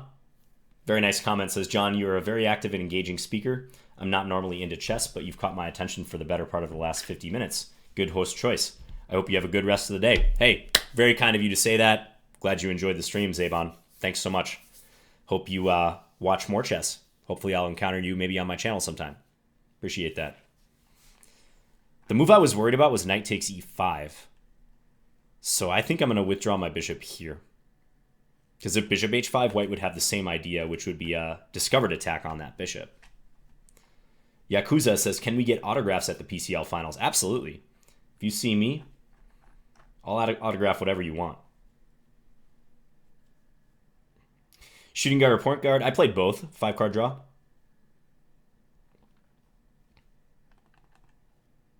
Did I play pro basketball? No. My basketball career pretty much peaked with intramurals and like traveling basketball when I was in 7th grade. No, but I used to play a lot for school and college leagues, stuff like that.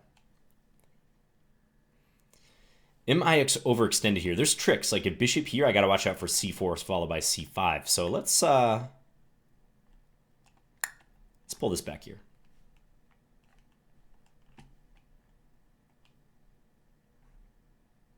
John, want to play some hoops at the PCL finals. Who else can we recruit? Hello to Gotham Chess, by the way. That's Levy Rosman. You know, I would love to commit to playing basketball, but like I said, I've torn both my ACLs playing basketball, and I have not really played it in going on probably...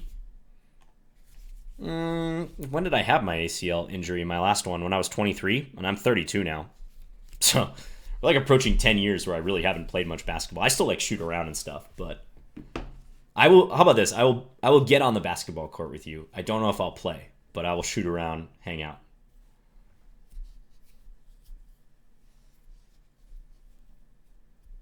I don't want to tear my ACL at the PCL. Let's just put it that way. For the 3rd time.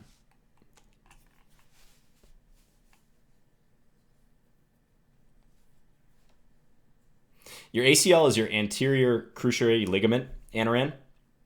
It's one of the 3 ligaments in your knee. It is especially critical for stabilizing the knee and side-to-side motion.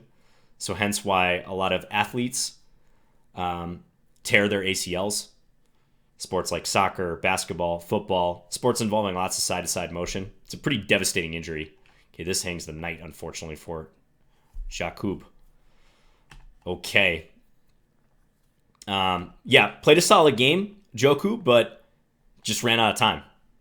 That's about it. I will show that one tactic for a second. I was a little overextended. Like, at this point, knight takes e5, I think, is working. Because if takes here, there's take here. And this is defended by the queen. And the other option is if bishop takes e2, white can just take back for one thing. White might even be able to play knight takes c6, another in-between move, which I've said you got to use judiciously, but it would work out here. All right. So, looks like I am done, guys. Just taking a look at some of the Chess.com messages here. So, apparently there is no sub Saturday next week because of the PCL playoffs. But hope you guys enjoyed this sub Saturday. I had a lot of fun. This is awesome. Thank you guys for hanging out with me the last 3 hours. Appreciate everyone turning out. We had some really interesting games, some close calls. I think the person who was closest to beating me on the board was Blobe in the last game, actually, with that rook d2 move.